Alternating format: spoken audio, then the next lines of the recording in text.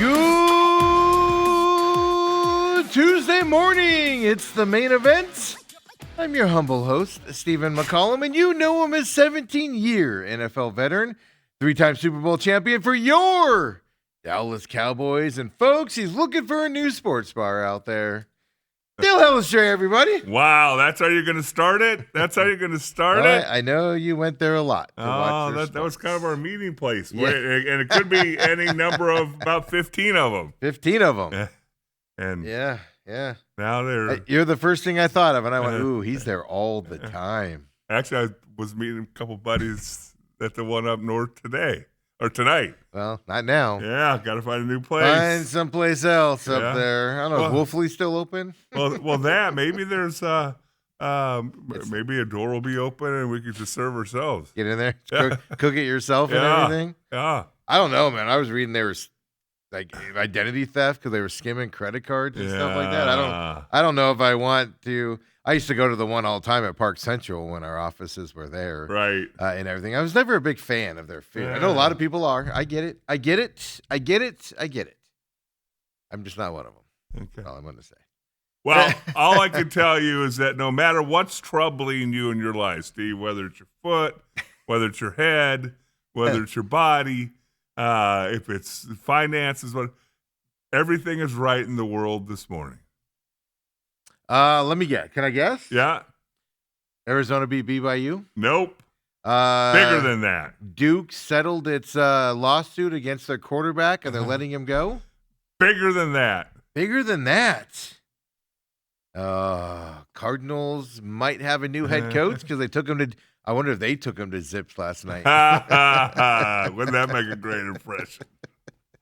Everybody out. No, what is it then? Steve, I honestly don't know. Shedeur Sanders is finally a Pro Bowler. That was actually going to be my first intro to you. It's Dale Hellestrae Pro Bowl. I thought about that I thought that yesterday. I was like, ooh, that'll be a funny, 17-year NFL vet, 3-time Super Bowl champion. Now we're Pro Bowler. They're giving those to everybody. Dale Hellestrae. Oh, my goodness. It's just, okay, I get it. The reason why the Pro Bowl is still alive today is because it still garners huge ratings. Yes. Huge people tune into this for some unbeknownst reason and watch this monstrosity. I have never seen it. I haven't seen it in years. I just watch highlights when something spectacular happens. Yeah. But it's not a knock on Shedeur Sanders. Name any quarterback that was going to be a replacement quarterback. Well, somebody was It'd be like, terrible. I was listening, and I didn't remember this because I don't follow it that much, but Tyler Huntley started 2 games for the Ravens a couple years ago, and he was a Pro Bowl replacement. It's on his resume. Oh, I don't remember that. That's the problem. You're always going to be the Pro Bowl. Shedeur Sanders, no matter what happens from here on out. Yep. Former Pro Bowl quarterback. Yep. How many Pro Bowls did Dale Hellestrae make? They didn't start taking snappers till after. Yeah.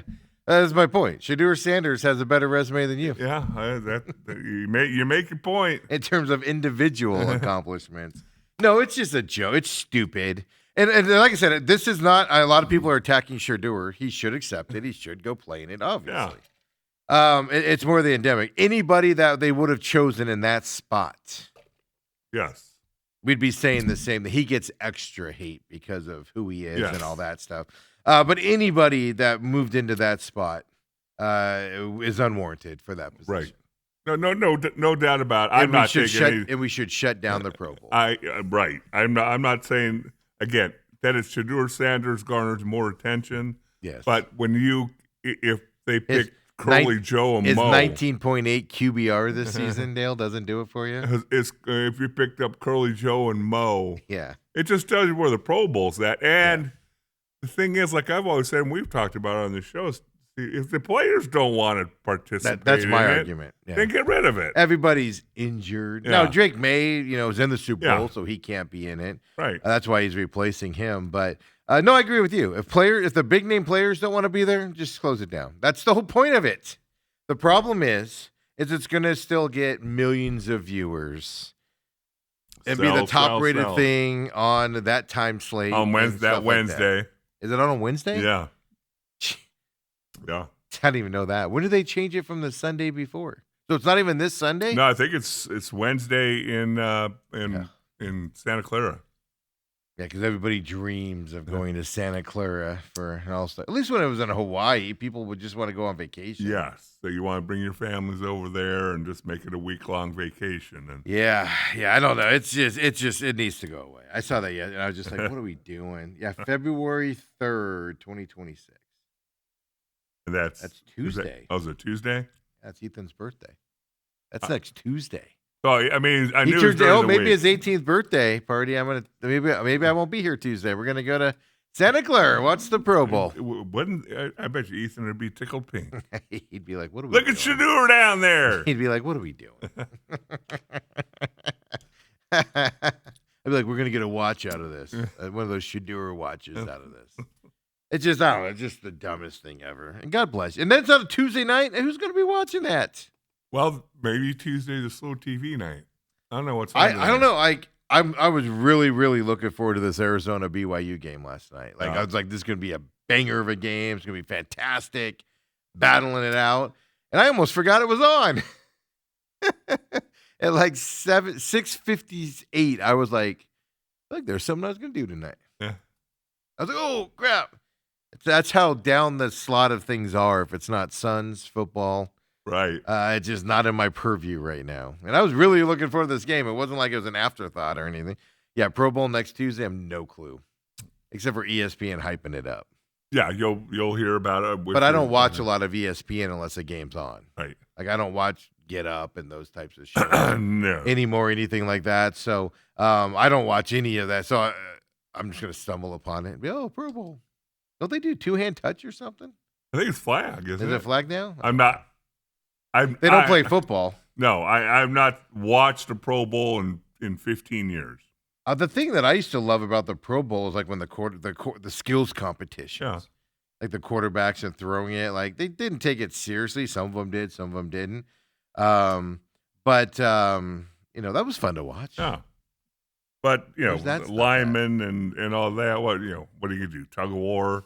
Yeah, Like really? Like I care? That's actually what they're doing. Yeah, I it's like- see it here. Tug of war. Come on, man. Who cares? Who's the stronger lineman out Yeah. there? Defense versus offense.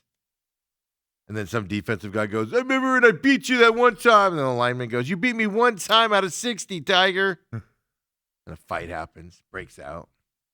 Boy, you're They're trying to really attacking maybe, each other. maybe they can bring out the squared oval, or what do they call that? The oval squared, or bring out the WMMA He doesn't even know. thing. The ring. Yeah. For that case, it's a ring or the octagon. Yeah, in there UFC you go. Circles. Octagon, because what, Steve? Because it's a octa and it's gone. 8 corners. There you go, Steve. Look at you. See you later, everybody. Did you answer that like it was a question? Yes, I did. I don't know. It's oblong. Several different points on it. It's where the cameramen hang over in the UFC fights, which drives me nuts. Cameramen are just like all perched up in the 8 corners there. They watch it because they don't have the net in the way. It drives me nuts. when I see Oh, it on there. okay. Yeah, so there you go, Shador Sanders. Yeah, there goes my congratulations. topic of the day. That was my hot topic of the day. Cancel that off. We're gonna break down his 19.8 Quarterback rating? Yeah, it's gonna be amazing to watch. I don't know. I was looking more into this Super Bowl deal. I just don't care who wins this thing. I'm not excited for the Super Bowl. Isn't that weird? Well, I can think of a lot of Super Bowls I really haven't been excited for. And people were asking me this past weekend, who are you cheering for? I know. I'm not cheering for any of them. I just want to see competitive games. I want to see good games. Yeah. I'm not. I think that might be why I'm not. I'm not expecting a competitive game. Here's what's going to happen over the next 2 weeks. Though I determined this yesterday, just with a little Monday action here of following stuff on Twitter and everything. Man, the Patriots are going to be overhyped for this game. Meaning, everybody's going to be like, Patriots this, Patriots that, Patriots this. Oh my God, Patriots that. And anytime they do that, it's because the one team is outmatched. They're trying to hype it up to get you ready that it's going to be a competitive game. I just don't know if the Seahawks aren't going to win this thing by a fairly big margin, is what I'm getting at. That's why kind of the excitement's taken out of it. So all you're going to hear is Patriots are this. Oh, Patriots can do this. Patriots can do that.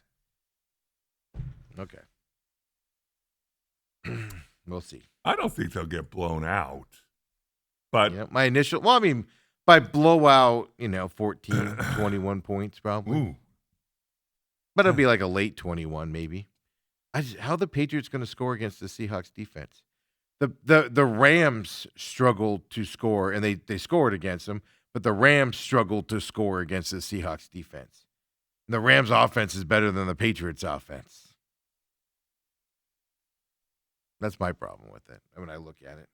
I don't know. We'll see. what do you think about the? Obviously, we have plenty of time to talk about the 2 game. weeks to fill it, folks. Which I always Well, used to get kick out of the because Pro Bowl on Tuesday. because I was part of. They started experimenting with 1 week Yeah. between Super Bowl because 2 weeks was too much to cover for media and this that. The hell with the players. And what people don't understand is so first Super Bowl I went to, we had a normal 2 weeks. Yeah. Next Super Bowl I went to, it was the 1 week.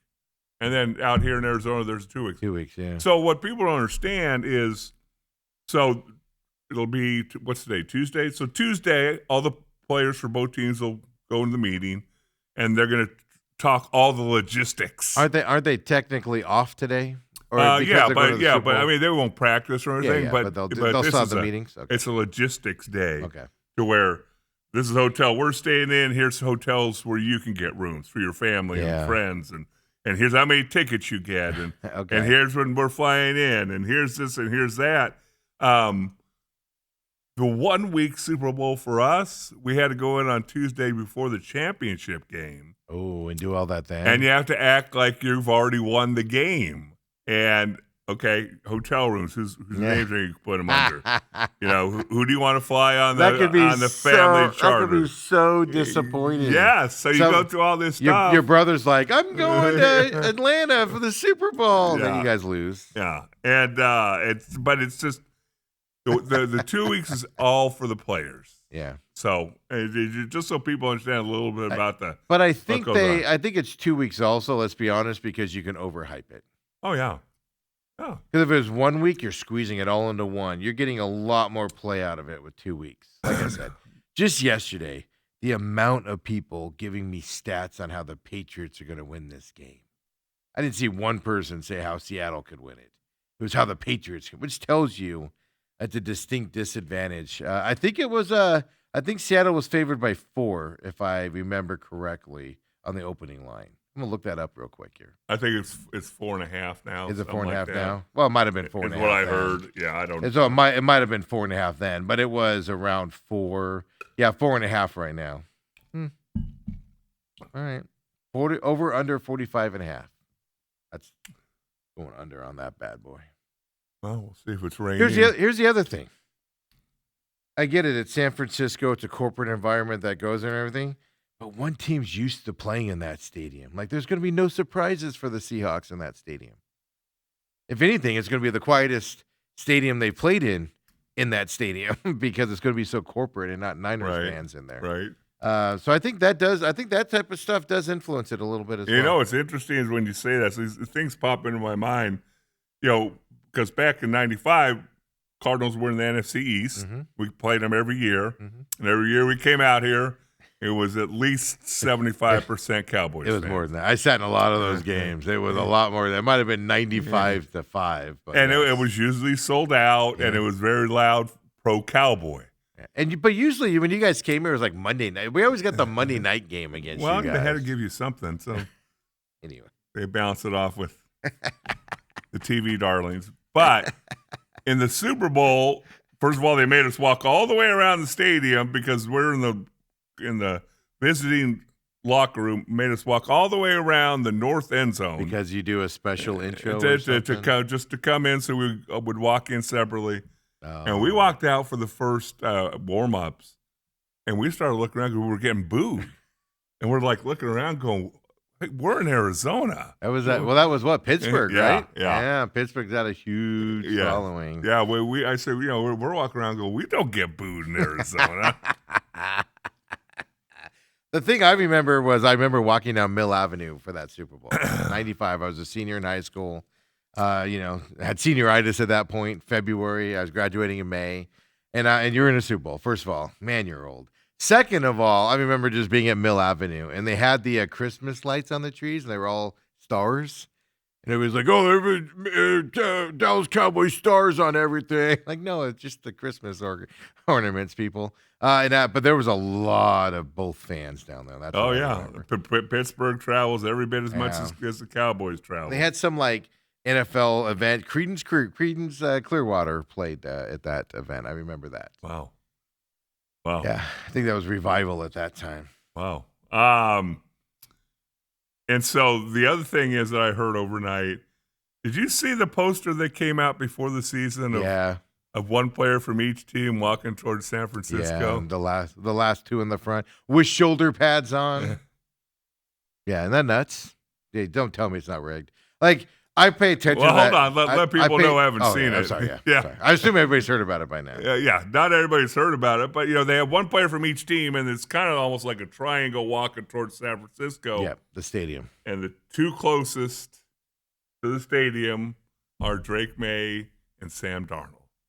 And this was done in, I think it was September 3rd. It was the beginning of the season. Yeah.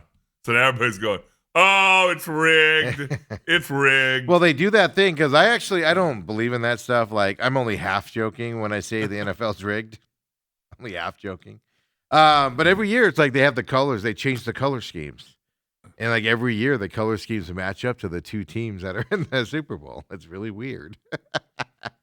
But yeah, those are guys. I mean, there's other guy, Cam Ward's up there, but none of them have like the big shoulder pads on like they're playing. Oh, see, I didn't even notice the shoulder pads. Look at that. Like the shoulders are a little bit. Okay. It's a whole other deal, but no, folks, I'm just telling you. As confident as I am that State Farm doesn't want your business. You're going to bring them back. The NFL is semi-rigged. That's all I'm going to say. This was the most improbable Super Bowl to start the season that could have happened. Nobody saw the Patriots getting there, obviously. Very few people saw. They knew Seattle would be good, but nobody had them as, Super Bowl contenders and getting to the Super Bowl. And then as the season went on, it grew and it grew. It's completely improbable. That's where I kind of go, all right, maybe there's something to say about this. Well, the Patriots, people forget so quickly. Patriots won 4 games last year. Yeah, they looked awful. Drake May was on his way out of town. They won 4 games. Yeah, and basically the same team.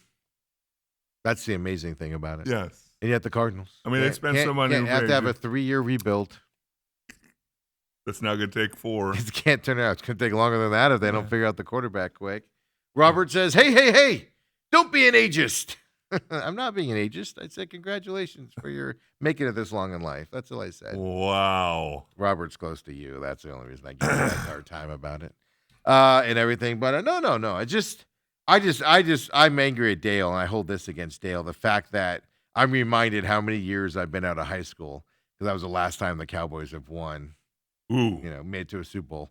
It's 95. I bet you back then you could walk up and down Mill and not have your left foot blow up on you. Yeah. No, that's a recent thing. I was telling Dale before, what happened to me yesterday?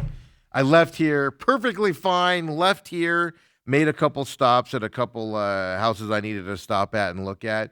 Felt fine, got out of the car, walked around, no issues whatsoever. Was walking on some uneven ground and stuff like that. No biggie, whatever.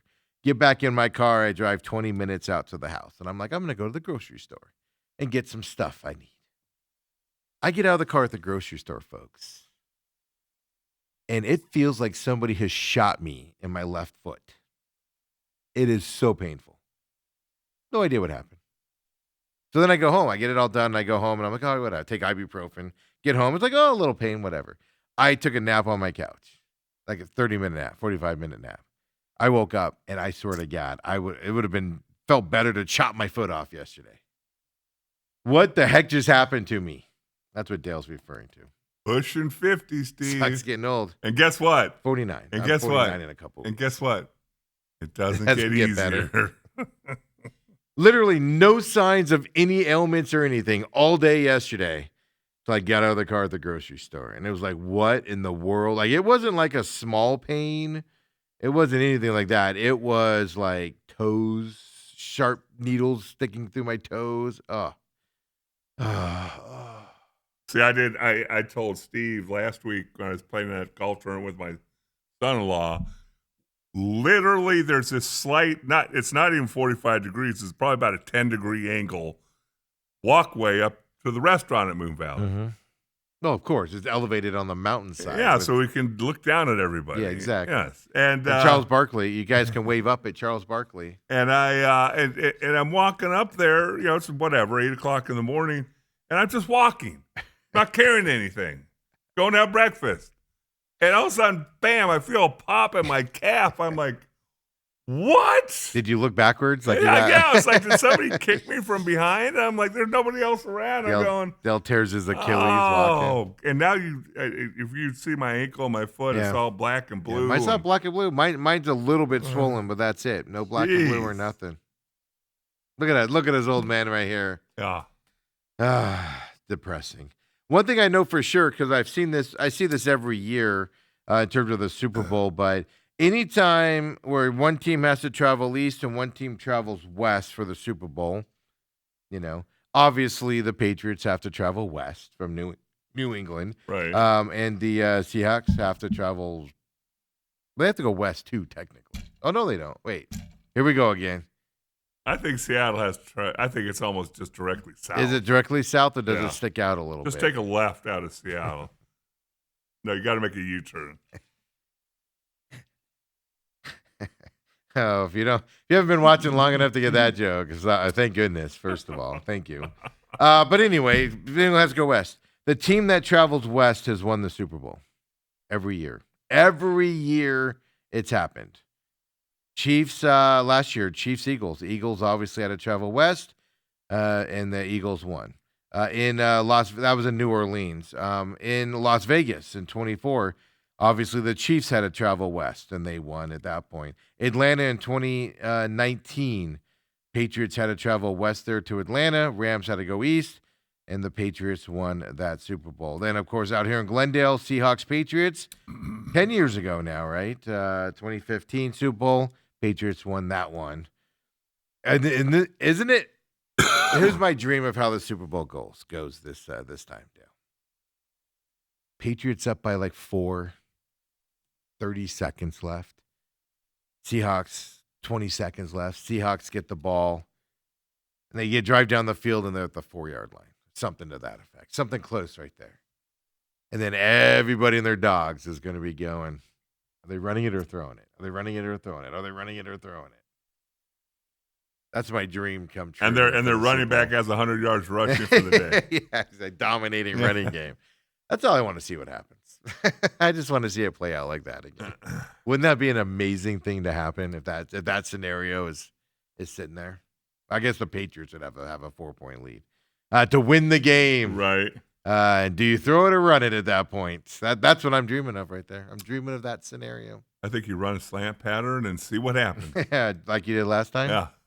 Yeah, that was an awful throw. You threw it without noticing that the guy was jumping the route. That was just I'm throwing there regardless type of a play.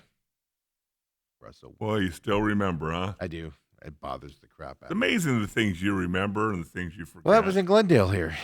What does that matter? It doesn't. I just can't stand Tom Brady and the Patriots. I was so happy they were losing that thing. Same thing in Atlanta when they played Atlanta. I was like, woo, Patriots are going to lose again. Woo! Oh, never mind. 28-3, Steven. Whatever. Bruce Cooper is joining us today. Oh, he is. I don't know. I didn't reach out to him. Oh. I had another problem I had to deal with yesterday. I thought about it last night, like 9:00, and I was like, oh crap. So I'm assuming he's coming in because he hasn't reached out to me, which he has done the last couple of times. Maybe he's over his sickness coming in here and everything. He's going to join us. Of course, we'll talk. Bobby Hurley from last week, kind of get an update on his thoughts on that after seeing the new game there against West Virginia. Last night, Arizona did beat BYU. BYU was down most of that second half and fought back. 12-2 run to get back into it. Had a chance to win it. U of A blocks it from behind and gets the ball back and ends up winning by 3. Fantastic. heavyweight battle last night. In good that game between two good teams and ebbs and flows. And Arizona gets outscored by 10 in the second half. Mm-hmm. Yeah, well, 12-2 run ended up there, yeah. BYU showed some they were a little skittish at the beginning. U of A, folks, they're a complete team. Let's just put it that way. Yeah. Yep, they can beat you a bunch of different ways. I mean, they win last night. Cole Pete only has 10 points. Yeah, struggle. I thought he played if not his worst game of the season. One of the worst. One of the worst ones he played last night. And it wasn't even that bad. Any other freshman would be like, well, that was a great game I just had. Right. So what happens? The two guards could combine for what's that? The other freshman out there. 55. Folks, there's points. a better freshman than Koa Pete on that team, believe it or not. That's the scary thing about this Arizona team as well. So be interesting to see, where they go. I'm just saying. Now BYU's 13th ranked in the country, obviously. Right. So expect them to play. But Arizona's starting to play a little bit tighter games here lately. They're like flirting with a little bit of disaster a little bit here lately. And it's not going to hurt them to lose a game going into the tournament. It's just, like I said, lose it to a good team, not to West Virginia or ASU on Wednesday night or Saturday, Saturday they play, right? Yeah. That was a fun game last night. Lived up to the hype. Right. Even though I did get a little bored there in the second half. I got a little like, is U of A going to blow them out? And then the comeback happened. As well. So, hey, SEC, I got to bring this up to you real quick here, Dale. The SEC not only favors the polling and rubs everything in on the polling and affects the polling, in men's sports, they also do it in women's sports also. Oh, really? Well, we gotta put this team in because this top ranked team plays this team, and now we can say they played a ranked team and beat a ranked team. Yeah, SEC has 10 teams in the women's AP top 25 as of now. As of yesterday. Wow. Yeah, South Carolina's 3, no shocker there. Texas 4, no shocker there. Vanderbilt 5, LSU 6, Oklahoma 10, Tennessee 15, Ole Miss 17, Kentucky 18. Then you got Georgia at 23 and Alabama at 24. Boy, that's a lot of talent. That's a record amount there. Yeah. I will say this, and with what I just said, Georgia and Alabama are the two teams that I don't know. They might deserve to be in there late, but they'll get knocked out again here. Everybody else that's in there, though, the other 8 teams, they deserve to be in the top 25. There's a lot of talent in that SEC in terms of the women's side of the basket. But, yeah, 10 teams. 10 teams in women's basketball. There'll be 10 teams in men's baseball. Gymnastics, they dominate. Badminton, track and field. Conference of Champions. Yeah, especially Alabama. Kid gets in trouble, and the judge who's an Alabama sponsor gets him off. What you do in the SEC, folks, cheat. You just follow the rules, Steve. Well, did the judge follow the rules? Kids make mistakes. Super Bowl, whatever. What Super Bowl's coming up? LX. What is that? What's LX? Come on. 50? No. 49? No. Well, it's a 0 because X is 10, right? 60. Oh, is it 60? Yeah. Dude, you were alive at the first Super Bowl?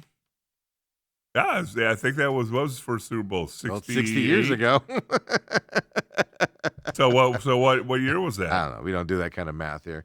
Once you get to 2000, I get a little confused. 30 years ago was 95. Yeah. So 65 would be another 30 years after that. So it has to be 65. I didn't think there's a Super Bowl played. I didn't think it was until 66, 67. But I could be wrong. Well, no, because this is 26. So, yeah, so it would have been the 60. It's dangerous when we start talking math without numbers in front of us. Well, no, that's right. You're the one that brought it up. No, I was like, I don't want to do this. You did. You said, what's First XL? Official Super Bowl was it had to have been 66 because that would be 60 years ago if my math is correct. I think the Packers won the first 2. Okay, January 15th, 1967. Okay, so I was right. So I was 5. Yeah, I do know the Packers won the first 2 because they beat the Chiefs, if I remember correctly. I know in the first one they beat the Chiefs. Right, and then the Chiefs. Because that's that famous Len Dawson smoking. Yeah, and the smoking Chiefs on won the bench with the beer and smoking while the coach is talking. A little different, huh? Can you imagine panning over, seeing Sam Darnold over there smoking a cigarette? with the bottled soda next to him at halftime of a game and stuff like that. Yeah. So by the way, I didn't realize this. First Super Bowl was at the Los Angeles Memorial Coliseum of all places. Yeah, I think tickets went for $5 or $10, something like that. And people probably were like, "We're not paying that kind of that's money to go to that. ridiculous. That's ridiculous. $5 takes me 4 months to make that." What are we doing spending time talking on something as meaningless as the Super Bowl? Well, the reason why is because it officially has its first $1 million wager. Really? Yeah. One bettor at Circus Sports put down a bet of $1.1 million on the Patriots money line, which was at plus 188 when he placed that $1 million bet. So if he wins, I didn't do this math, but he wins $3.2 million if the Patriots win. And if he loses, Well, he's loses $1 million plus his dignity and probably his wife. But that's why I was bringing up the Super Bowl. okay. Because I didn't realize this, but I know I can't believe you haven't let off every show this week and starting the end of last week. Who cares about the championship games? The Royal Rumble's coming? Yeah. Well, it's not coming. It's in Saudi Arabia. Is it this weekend? I believe it's this weekend. Is it this weekend? Well, yeah. I'm just seeing more stuff about it. Yeah. Yeah, it's in Saudi Noon Arabia. Saturday. Yeah. Yeah, it's noon because it's in Saudi Arabia. You're going to watch it? Okay, I'll put it this way. Oh, goodness. By the way, it's 11 o'clock our time is the Royal Rumble. The thing, okay, it's in Saudi Arabia. This would be like a Super Bowl overseas. That's upsetting. That's our event. Not their event. Not their event. I do like the concept of it being at 11, though, in the morning, as opposed to 3 p.m. and then it goes till 8 or whatever. So I do like that concept of it. So is that going to take up your whole Saturday? I wouldn't say the whole Saturday, but a good chunk of it. It's fun. You going to come over? No. I'll have meats and cheeses and the finest wines for you. Who's Finn Balor? Finn Balor. He attacks CM Punk It's going to be amazing. and Braun Breaker. Braun Breaker. Oh, Braun Breaker's a beast. Mm-hmm. Come over. It'd be fun. Ethan will school you on it. Ethan will fill you in on everything. Who's The Miz? The Miz. You actually know The Miz. He has a reality show that your wife probably watches. Stuff like that. Yeah. Miz Well, has what been does around he for a have while. to do with the Royal Rumble? He's a wrestler. The Miz? The Miz. Yeah. Okay. Come on, Dale. Get up on this. I'm just surprised you have not broke that down for us. Well, no, I'm going to wait till earlier. I'm going to wait till I get the script, and then we'll talk about it. So I look like I know what I'm talking about. Yeah, no, that is this. I knew it was this. I thought it was. It's end of January, but it's in Saudi Arabia. That's. I'm not saying it's okay. Do a Royal Rumble over there. Do a Super Bowl over there. Do an NBA Finals over there. Do whatever you want. Wherever you think the money's at. Oh. But I'll tell you this: it takes a lot of interest away when it goes overseas. Really? Doesn't it? Wouldn't a Super Bowl overseas just be like, it feels like you're disconnected from it? Well, maybe a little bit, but I mean, if the Royal Rumble was in Florida, you're not flying there to see it. No, but I'm excited about it. You don't see the area around it. All you see is the ring. I don't know. It feels different. I'm just telling you, it feels different. If you were waking up on Super Bowl Sunday morning, knowing that the game was kicking off in London, it just feels different. Am I wrong? I think you're wrong. Am I wrong? Because those people aren't going to appreciate it. You don't think Saudi Arabia? Saudi Arabia. Well, actually, they've been going there a lot lately. That's why they got it. Yeah. Is they lose their minds over that stuff. No women in the crowd, so it's all just dudes. That's a turn on. Because they oppress Okay. all the dudes watching guys in singlets wrestle. I can't wait to see that. It's interesting though that they're doing it there because there's a women's Royal Rumble and a dude's Royal Rumble. What'll the ladies be wearing? Do they come out in their normal garbs, or are they covered up a little bit more? Can you bet on it? If you know, yeah, I've been able to bet on WWE for a lot of years, man. So stupid. No, we'll have more on that later on. Okay. AJ Styles is retiring this year. He's not, which is a shame. He's not going to get the send off that John Cena has gotten. But AJ Styles, final year in wrestling, he's like 45. But he's fun. He's off the top of the ropes kind of a deal. Never heard of him. He related to the Styles from Ohio State? I'm just going to say yes. I'm just going to say yes. Robert says at TME Sports Show, as always, as with the Wildcats, free throws matter. Yeah, I will say this, especially down the stretch. If there were bad calls, they went both ways. I'll just put it that way. There were some questionable calls, but I think they got most of them right. But it went both ways. Right. That's how I'll phrase that. So I don't have a problem if a game's officiated evenly on both sides. Zero issue with it. You know, if they miss calls, but they miss calls both ways, and it doesn't affect the game one way or the other, I'm okay with it. And things to that effect. So I didn't feel like the officials were being too crazy. From that perspective there. But yeah, so Dale, come on over. 11 o'clock, Royal Rumble. Do it. When you bring up free throws, it's just one of those pet peeves of mine. It seems like college kids can't shoot 50% from the free throw line. Yeah. Especially in the last 10 minutes of game. Yeah. It's crazy. Yeah. That 1-on-1 is might as well. Why even bother to go down there to have him shoot? Well, it goes to that whole fundamentals thing. Like in the NBA, the European players play the fundamental side of it. Hey, speaking of free throws, last night in the NBA, Dale, did you see this? It's not the fact of where this ball goes when he's shooting free throws. His reaction, though, is what makes me laugh. His reaction is what makes me laugh here. Here we go. In NBA last night, I believe Oklahoma City here off the line. Let's see what happens, Dale. Not under those circumstances. A strong passing. Oh, Cleveland. I'm sorry, it was Cleveland. You see that? Missed an air. 3 feet missed there and an air ball. But watch this replay. Look at his reaction. But watch this. Sometimes it slips out of your hand a little bit. And he's like, oh, my goodness, that was really bad. Really bad. It does it. But then he comes back and makes the second one. His reaction is what makes me laugh on that. Cleveland, Orlando last night. I don't know why I was thinking Oklahoma City. But his reaction cracked me up because even he was like, what was that garbage? An air ball. But that wasn't just an air ball, though. That missed by 3 feet.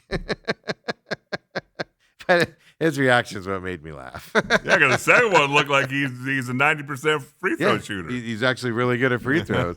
I like how the announcer's like, oh, sometimes the ball just slips out of your hands. Yeah. Not that bad. That was directly onto the basket. Like if it slips out of your hand, it's going haywire to the side, right? But his reaction just made me giggle a little bit from that side. Hey, when we come back here, we'll keep it rolling. Now that Dale brought up the Royal Rumble, man, we're going to get into it. No. Break it down. Let's do it. You and Luke could talk about that on Thursday. The Winter Olympics is coming up. The U.S. Olympic and Paralympic Committee did announce a 232-team roster coming up. 117 men, 115 women, Dale, for the Winter Games. Largest contingent the U.S. has ever sent to the Winter Olympics. Let's go. Come on back, folks. The main event. America.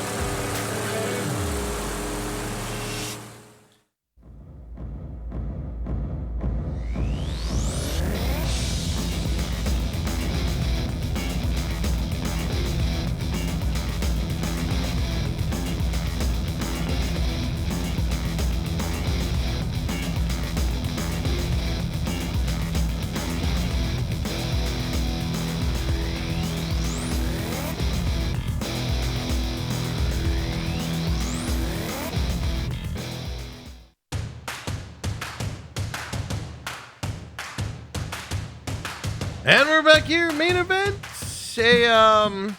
Interesting enough, you brought up the schedule of the week for the teams, Seahawks. Yesterday afternoon, I had to Google it because I know I saw it yesterday. So the Seahawks coach, Mike McDonald, said players off Tuesday, Wednesday, back to practice Thursday. They leave for San Jose and the Super Bowl probably on Sunday, he says. Yeah. That's good. So Sunday's a good day to leave. And then, but only off Tuesday and Wednesday this week. So they don't even go back to. That means the game plan goes in Thursday, Friday, Saturday. Or yeah, you know, they'll have their work week probably Thursday, Friday, Saturday, and then you go on Sunday. Then Mondays. Yeah, Sunday's a travel day for them. Yeah. That'll be an all day, 4-hour, 5-hour flight or whatever. Not from Seattle. Oh, that's right. That's Seattle. Never mind. Sorry, I was thinking. Boy, they instead of going left, they went right. They got the Steve method. They got the Steve method to San Francisco. Why are we in Nova Scotia? And we'll be landing in 5 hours. 5 hours? What? You're taking a bus quicker than that. Oh, Lordy. But yeah, no, I mean, you brought this question up. Like I told you, 232 team roster. When you look at this Olympics thing, 117 men, 117 men, 115 women. Largest contingent. And I'm like, that's a lot of people going to the Olympics from the United States. Right. And then, like you said, you look at like the games that are out there and how many, awards go out there. And it's just like the Olympics are huge. And they have all those events you've never heard of before, like cross-country skeet shooting or whatever it is. It's just like, what? So here's the deal.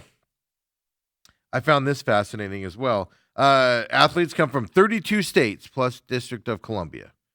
Obviously, winter sports, right? Like, I'm sure there's not a lot of Florida winter sports. I actually have that answer for you, right? But it's led by 7 states, have at least 10 representatives out there. So it shouldn't surprise you that states like Colorado, Minnesota, Utah, Michigan, New York, and Massachusetts, and California, with a lot of ski resorts and stuff, ski places. It's a lot of snow in California as well. It shouldn't surprise you that, obviously, they have a lot of people going to the Olympics coming up as well. 98 returning Olympians.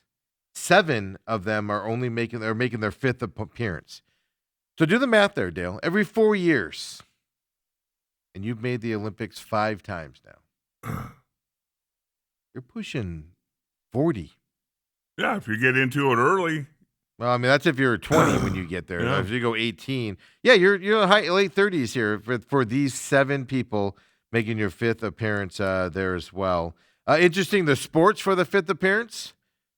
There's a figure skater, snowboarder, obviously alpine skiing. Lindsey Vonn. There's a snowboarder. There's a bobsled. There's a hockey, women's hockey, and then there's another bobsled there as well. So it's interesting what sports. I can see bobsled, you'd be able to do that a little bit later because that's just once you push off, then you just hop in and go for a ride. Yeah, that's all there is. That's all they do. That's all they do. All they do. So, Steve, how many events do you think, if you had to take a guess, how many medal events are there at the Winter Olympics? I don't know how many medal events there are, but I know how many. Hold on, don't be looking at your gold computer. medals. I'm Hey, trying to find it here. Hey, look up here. Hey, I'm trying to find the medal count. hey. There are 372 individual games that give out medals. There's 162 medal events Oh. across 16 different sport disciplines, and this Olympics, there's 47%. The highest percentage of female participation of 47%. Yeah, the females. We're setting the largest contingent. Yeah. But the largest contingent of women also over there as well. I did the opposite. Again, folks, math in this program don't mix. We're like oil and water. I did the opposite because I went 232 participants. So I went above that. I should have gone less than that because not everybody wins a medal. No, in terms of the U.S. I think it's kind of a. There's 3 medals you Isn't can it a win. participation thing where everybody that shows up gets a I medal? should have gone half, not double. Should have gone half, not double. So here's the interesting thing. I told you the states that have the 15, have more than 10 participants, all winter places, right? Yeah. Stuff like that. I said, states like Florida, they don't have any snow. They're not going to have anybody participate. They have 5 Olympians going to their Winter Olympics. Yeah, they go somewhere to train. Yeah. I don't think they're training in No. Naples, Florida. Yeah, that's the thing, right? Arizona, 2. We have 2 Winter Olympians. okay. As well. Do you know where they are? Texas have 4. I did not look that up.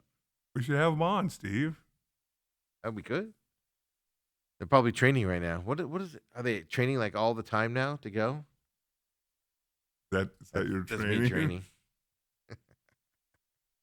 That's how I train. Maybe that's why I'm not an Olympian, Dale. You see Steve flying all the way over there to Milan or Italy. Is or that where wherever it is? Italy? It's not in Milan, but I think But it's in Italy. And can you imagine Steve getting off the plane and hobbling down the jetway? What people don't know about the Olympics, and I actually heard this from an Olympic person who did not win medals and had no chance to win a medal, and they knew that going there.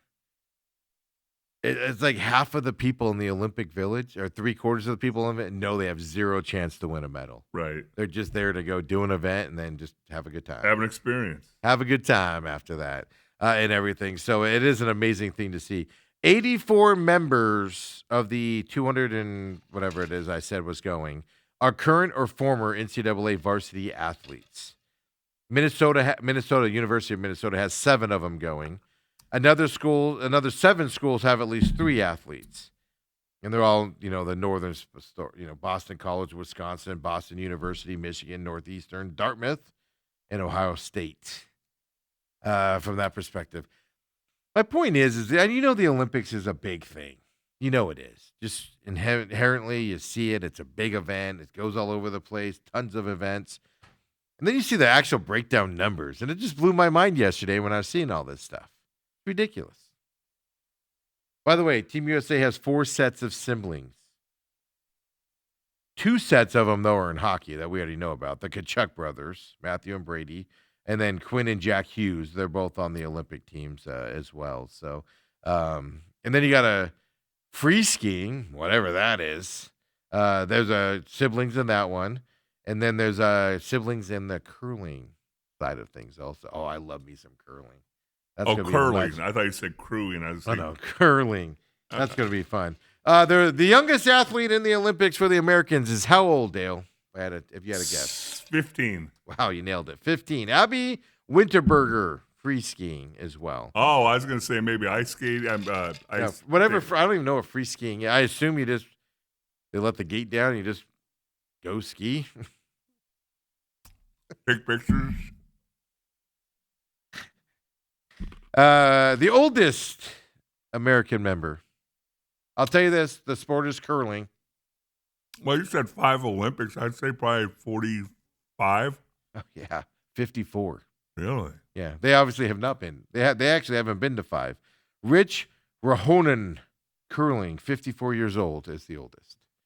That's a guy that probably did rec curling with beer rec league, and then hey, you're pretty good at this. And he's like, yeah, whatever. Hey, you should go out for the Olympics. He's like, whatever, guy. You guys are idiots. And then maybe he had to get sober. Maybe his wife was like, I'm leaving you if you don't get sober. And he's like, you know what? Maybe I will go out for the Olympics.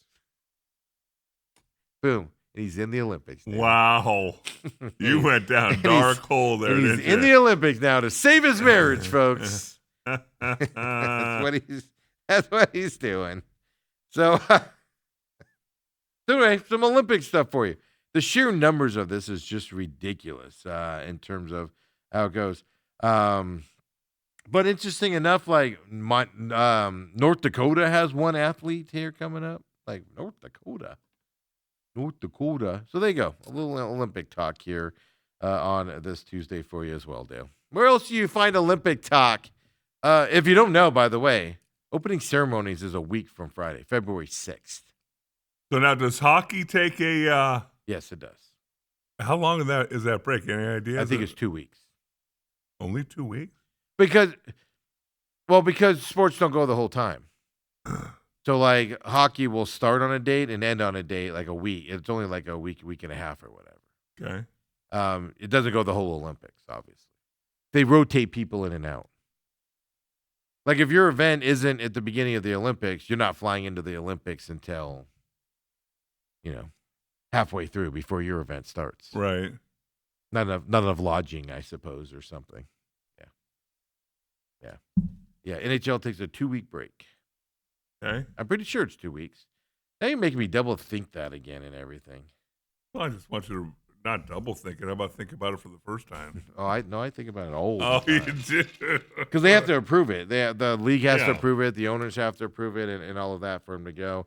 Flash Gordon says, Yo, Steve, I don't understand why the Cardinals aren't speaking to Tomlin or McDermott, someone who could demand respect in the locker room and has a proven track record of it. Is it because they don't want to spend the money? Tomlin would be a perfect fit. Well, in the case of Tomlin, he's done coaching. I said this when he resigned from the Steelers. If he had any intention of coaching anytime soon, you don't resign because the Steelers still owe his rights, and they're going to have to work out a trade to get him to go someplace else. You can do it. It's been done before, Right. but it's not easy, right, to do. So Tomlin, to me, tells me Tomlin's just tired of coaching. And he's going to go to the booth, and a year of that, maybe he'll want to go back to coaching.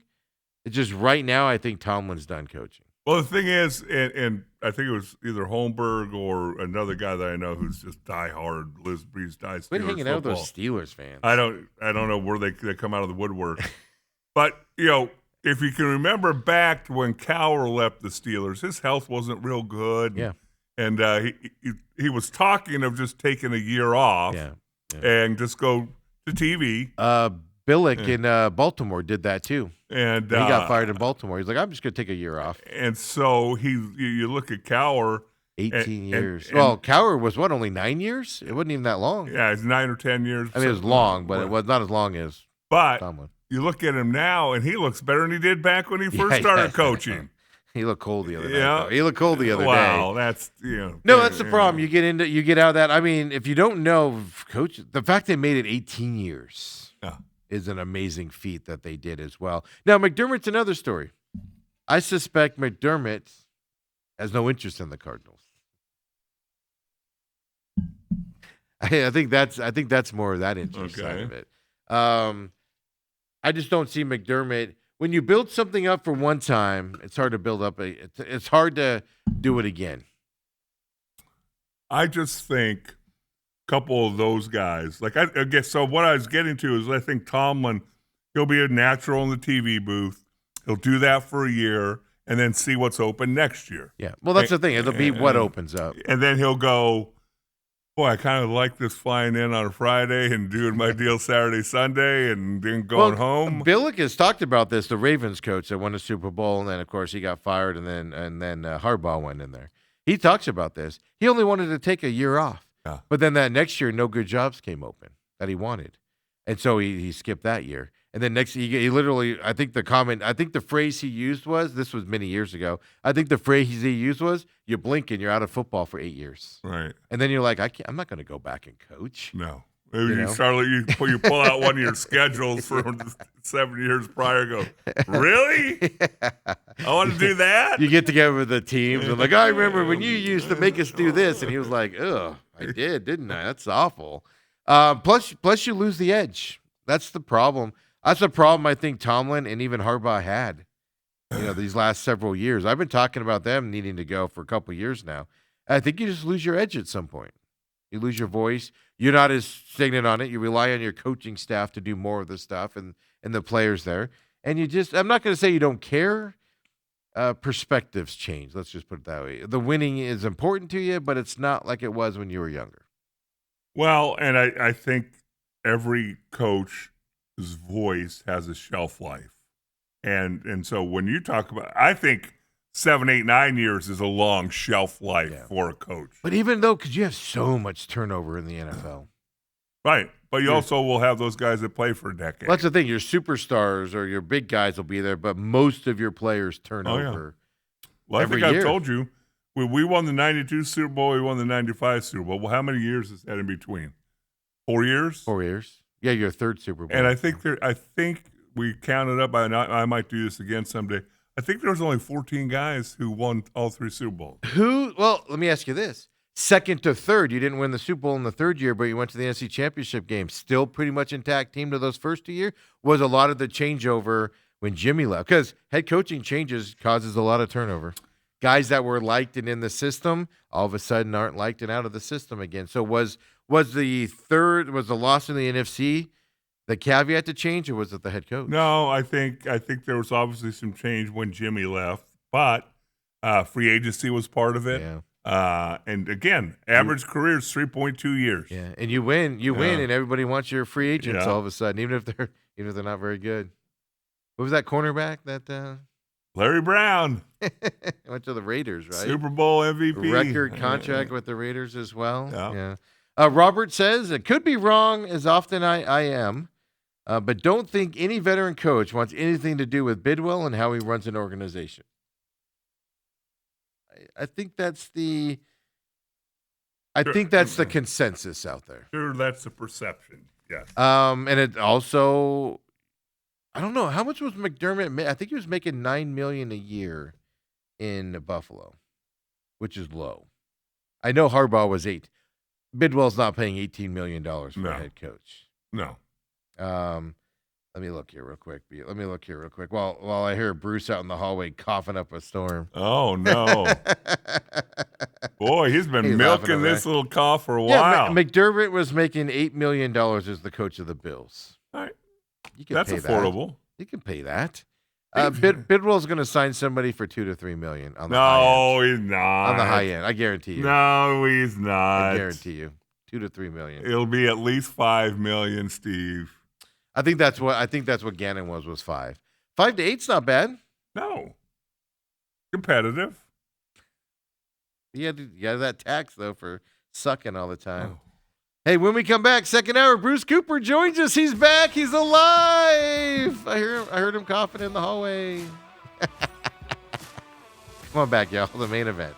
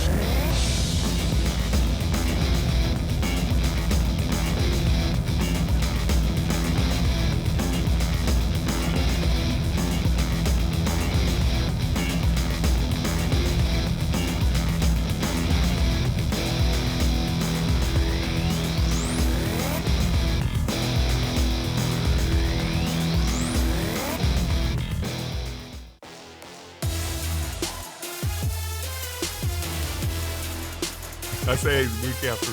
Oh. Dale's trying to figure Yeah. out how he's going to skirt Coop here on the Stake 44 bet that I'm going to observe, make sure it happens, folks. Yeah, but in the meantime, in between time, Dale, I think I heard you guys discussing the Cardinals' head coaching position. Yeah. Is that still open, Coop? It is. Well- I mean, if you want to throw your name in a hat, Yeah. Well, it depends how dinner went I'm last sure the night. Cardinals will move you right to the top of the list. I saw, I believe it was the AZ Central I was reading. I think they listed 3 candidates Yep. that were the in the lead or the Yes. Reportedly, it's down to 3. I don't know where you get that information. They don't announce it, but reportedly, it's down to 3. So of the 3, my question to first Dale and then to Steve, who do you like of those 3? So it's Rams offensive coordinator LaFleur. Mike Excuse LaFleur. me. It's the Jaguars defensive coordinator that I'm Anthony. and then it's Raheem Morris. Hey, I thought it was Anthony Weaver. What I Oh, did you read Anthony Weaver? Okay, because I hear Okay. Raheem Morris for a specific reason, though. We can talk about that. Oh, I didn't hear Anthony. Oh, Anthony Weaver. Dear God, no. Well, What's he done? But see, the thing that stood out to me is that each and every one of them will once again follow that trend of first-time head coach Yes. NFL. Well, except for Raheem Morris. yeah. well, I didn't have Raheem. Oh, yeah, in you there. didn't. Yeah. Yeah, the other side, yeah. Yes. But my problem with the Rams offensive coordinator, which everybody seems to want, Mike LaFleur.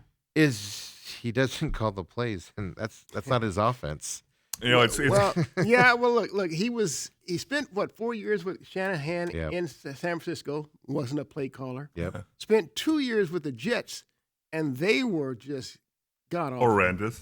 And now he spent the last 3 years or so with the Rams, and where Yeah. he isn't the offensive coordinator. Right. But to be, and I guess what I hear he's a leader in the clubhouse because he has experience with head coaches of Yeah. of Shanahan and McVay's tree. Right. Extensive knowledge there, and so what that means in the long run, I don't know. Nothing. But just looking at the other, if those are the three leaders in the clubhouse, Yeah. give me LaFleur. Yeah, Yeah. the Miami Dolphins defensive coordinator Anthony Weaver was in yesterday for an interview, and then they moved on to LaFleur, and then they took him to dinner. It's a 2-day interview with LaFleur, which tells you he's their favorite. If you're doing a 2-day interview, Yeah. you're trying to Bidwell's probably like, hey, I don't yell at people. And Ignore the news clips. And the sad I'm nice. the sad thing is, and I think we talked about it on this very show. We talked about previous head coaching experience should be number one criteria. Mhm. And so when you watch John Harbaugh go to the Giants, you see that Mike Tomlin's going to sit the year out, and then Robert Saleh, he signs, and then there's some guy named McDermott from the Yeah. Buffalo Bills. Mhm. I mean, he's available, still sitting out there, Right. and yet you don't even bring him in for a What- cup of coffee. Do you think maybe they made a phone call and he said, you know what? Hey, I didn't think about that. You know, don't I didn't think don't, about don't it. worry about it. I have a feeling that's more the case than the Cardinals not wanting him and talking to him. Because as soon as he was fired, they called Joe Brady and asked Joe Brady to come in. Hey, to I interview. like Joe I Brady. do. I like Joe I Brady. really do. He's kind I of mean- fallen off the wayside, hasn't he? Yeah, Well, look, he's interviewed and look- then gone. Yeah. Yeah. What he did at LSU, and granted, he had Joe Burrow, Yeah. Justin Jefferson, Jamar Chase. Yeah. I mean, that is elite. Yeah. But he won with it. There's people who could bomb with it, and so now in Buffalo, I mean, granted, he has one of the best quarterbacks in the league in Josh Allen. Right. But look, man, I like his pedigree. I like his background. I He like Right. his wasn't, he resume. wasn't at what? It was someplace else in the Carolina. Where did he go It may have been Carolina. after LSU? Because then he left Yeah. and went into the pros, and it was kind of like this is the next future head coach I out can't there. remember where it was. either. But yeah, I just don't. None of them are overwhelming. But I have read that Mike LaFleur coming in here, and then I've read that him and they're kind of setting up a Raheem Morris duo here. Yeah. Defensive with Raheem Morris, obviously Mike LaFleur on the offensive side of things. Well, I he- like that combination. That combination intrigues me. I do too. And so, look, let's say you brought in LaFleur and you reunited him with Raheem Morris because Mm-hmm. the two of them were with McVay in L.A. with the Rams. What's to keep you from spending more money if you're Mike Bidwell and bringing in a Joe Brady as your OC? Well, that's what I was just going to ask you. LaFleur not calling the offense. He probably has some of the offensive concepts, obviously. But is that telling you, LaFleur, the head coach, if they bring in a Raheem Morris, then bring in an offensive coordinator? yeah. An experience. Yeah, Because that was Gannon's problem. He didn't have experience in the coordinator positions. I think Yeah. that's more important to me than the head coach. Yeah, and look, for the Cardinals, I think their best talent on the team lies on the offensive side of the ball, and so that's an area where the Cardinals really didn't shine too well this past season, specifically particularly in the red zone. I mean, they were they could drive between the 20s against, and so you need. I believe a keen offensive mind, Right. and that's why. Look, I don't mind a Joe Brady. I It's- really don't. Here's what interests me the most about this is right. They were looking at the Seahawks offensive coordinator. He's going to the Raiders. Kubiak. Kubiak. Does it? I find it interesting, and rightfully so, they should be doing it, but I find it interesting they're looking a lot at in their division. Robert Saleh. Well, yeah, but Kubiak, don't you want to everybody try on the Rams. don't you want to try and emulate them? Because ideally, what you do is you weaken them a little bit, But I want to ask you two this question because I heard somebody bring it up over the weekend. If you're running the coaching search, Okay. put you in, you're the general manager. Okay. All right, Michael Bidwell said, "Coop, I like that. I'm stepping out. I like that. You run it." I like it. What's your first question to a coach? Is it about the quarterback position? Absolutely, it is. And what would you be looking for in an answer? I'd be looking to see. His answer is my skill set and what he can bring out of the quarterback that I have there. Right. Because see, I'm not a Jacoby Brissett fan because after 10, 11 years in the league, he's shown you who he is. If someone Right. shows you who they are over that length of time, believe him. With the Cardinals and Kyler Murray, so Kyler Murray is my guy. Until you find me someone better, Kyler Murray is my guy. Okay. Make no ifs, ands, or mistakes about that. And so I'm looking to see what he tells me relative to what I've seen with my own eyes. Okay. Because what I saw with my own eyes is when the Cardinals gave him a DeAndre Hopkins, a Christian Kirk, an A.J. Green, they were, 7-0? Yeah. Yeah, They were they're good on 10-2. offense. They were, and so since that time under Gannon's regime, we saw Drew Petzing bring in his offensive system. Mhm. That when we talked about in the exchange, that square peg. Yes. He took that round hole, Kyler Murray, and I'd be damned if he's going to fit in this, and I'm not going to adjust at all. So I'm looking to see that coach that I bring in answer my questions relative to his adaptability Okay. about how he can make this quarterback, the best he can be. Right.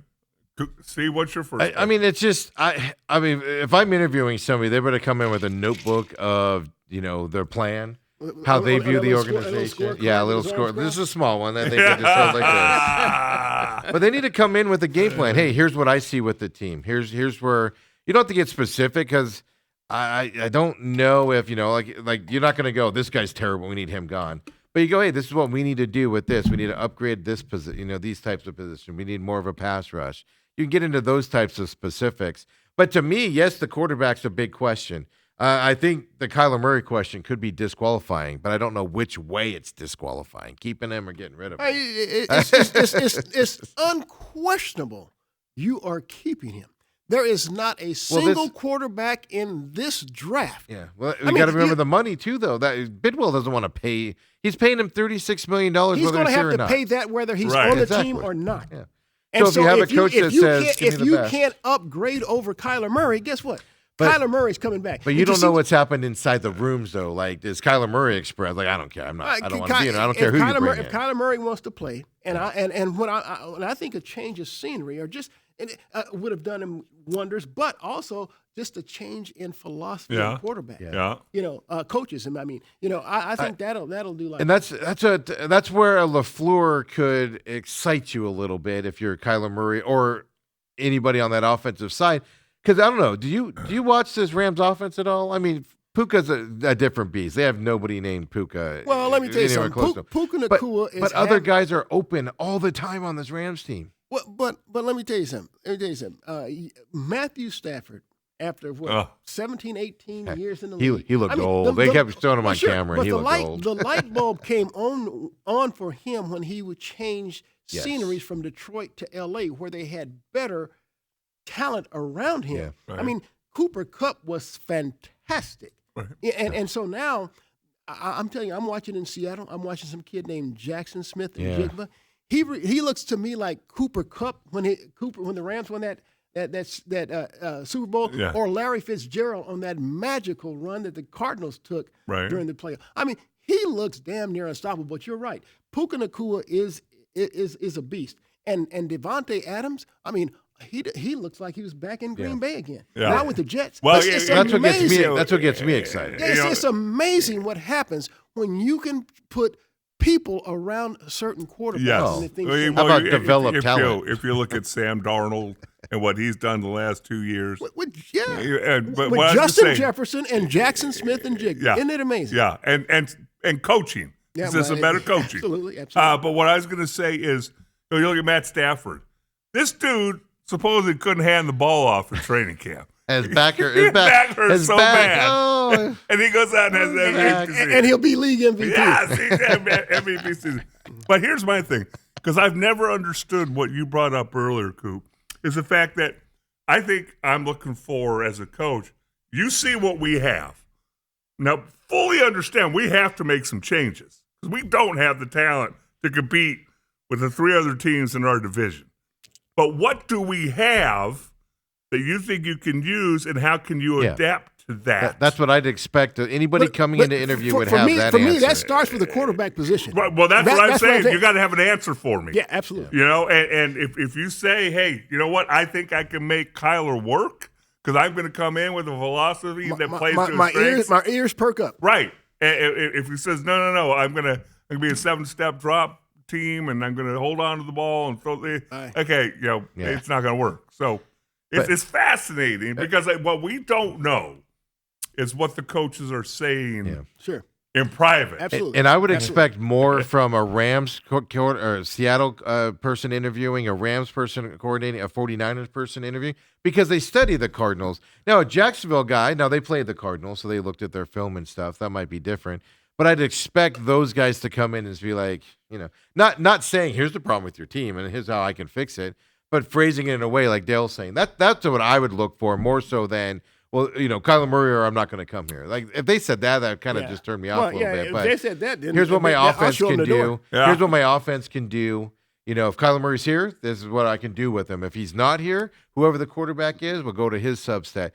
This is my offense, and this is what we're going to, like you said, 7-set drop every play is all we're going to do. Right. We're going to run the ball nonstop. Well, you go, well, our offensive line's kind of terrible. And he goes, it doesn't matter. We're going to run it regardless. You go, all right, see you later. You obviously don't know how to adapt and stuff to that. Again, we're always talking about it from the Cardinals side.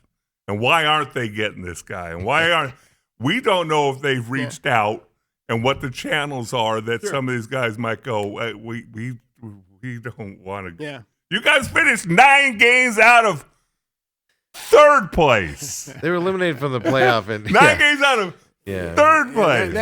That's a very sad testimony. Yeah, the fact you just said that depressed that me. has to be an NFL record. Yeah, it's Look. When you see that GB games behind, you always look at the team at the top. Yeah. But if you're 9 games behind in a The next one up. 17-game schedule to you in last place, dude, that's a sad testament. I would have to say that's a record. Yeah. I don't know, but the way you just phrased that, I never thought of it that way. That just made me depressed. Yeah. Even more than I already am looking at this schedule. But at the same time, and I tell Dale this all the time, like I can understand Robert Saleh going, I ain't going to another team in that division. I know what that division's like. I just played in it. Or he could say, I cannot go into another franchise like I've the experienced Jets. with the Jets. Yeah. Well, I mean, I could see the same thing with. See, here's the thing. I think they're getting LaFleur from the Rams a year or two early. I think they're going for that. Clint Kubiak, to me, might be a year early than going out there. But so let me ask you this: what's the Vegas Raiders' fascination with ex-Seattle coaches? I mean, you just Pete went Carroll. with Pete Carroll. You're at least chopping 50-something years off the coaching staff. That's a good Well, point. I mean, if you're the Raiders, here's why the Raiders are more appealing: ownership problems and all that. I get it, right? But you got the number 1 draft you pick. mean more appealing? Oh, than the Cardinals? Yeah, than the Cardinals. Well, I was going to ask you got you a this. number 1 draft pick coming in.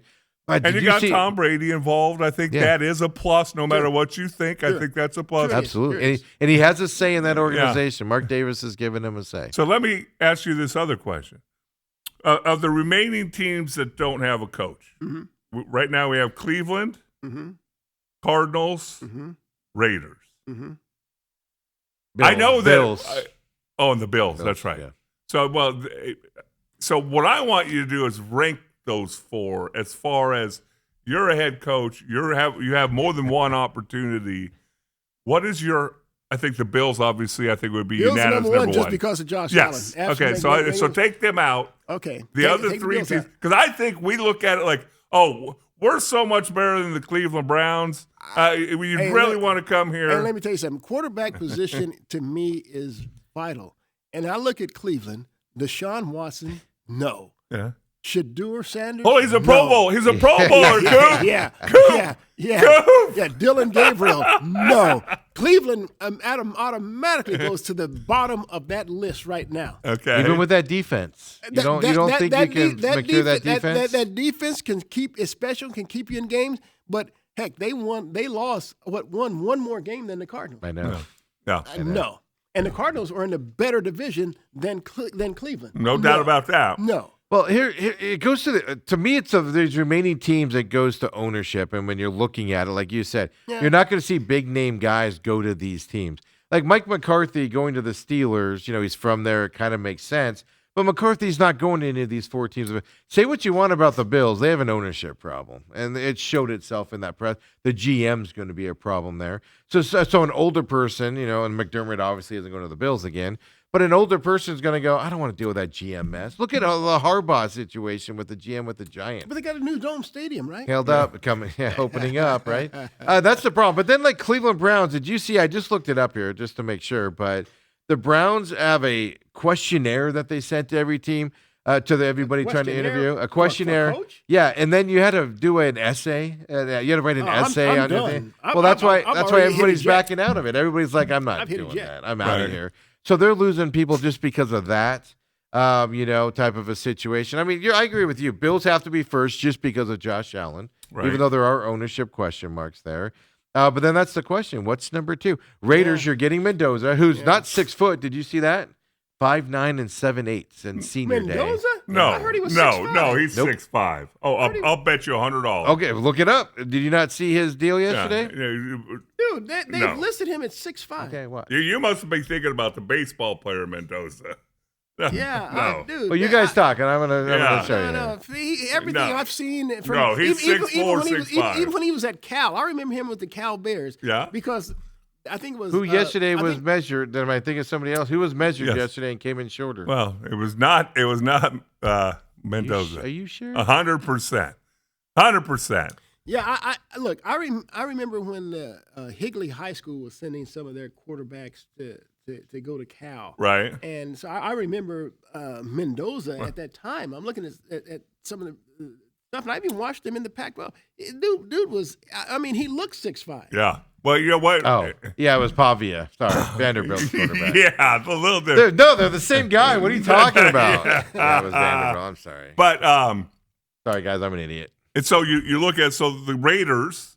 You have Tom Brady involved a little bit. Right. You're gonna have the number one pick, which I think Mendoza, and we still never talked about the national championship game because you called in sick on that Tuesday. But I'd love to get your take on that. Well, and I tell you what, I didn't think it was a game in which Mendoza stood out from an individual standpoint. But I tell you what, that Indiana team, the special teams play that they showed it from every facet of the game. The special teams play when they blocked the kick, they recovered in the end zone for touch. That was huge. Yeah. That was huge.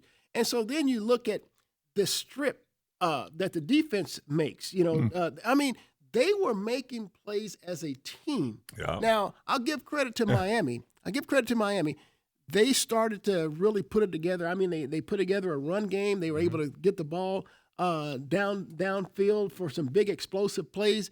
But if you're asking me if Mendoza – look, I've seen Mendoza have great games, but the game against Ohio State and the game against Miami aren't two of them. Well, but can't you also look at it and go, he figures out a way to Sure win? Sure he does. I mean, look, that the quarterback draw that they called on fourth down. There ain't many who are going to do that. No, absolutely. And it's not that he's elusive, but did you see his will and determination? Oh, yeah. I mean, he got in that end zone. Yeah.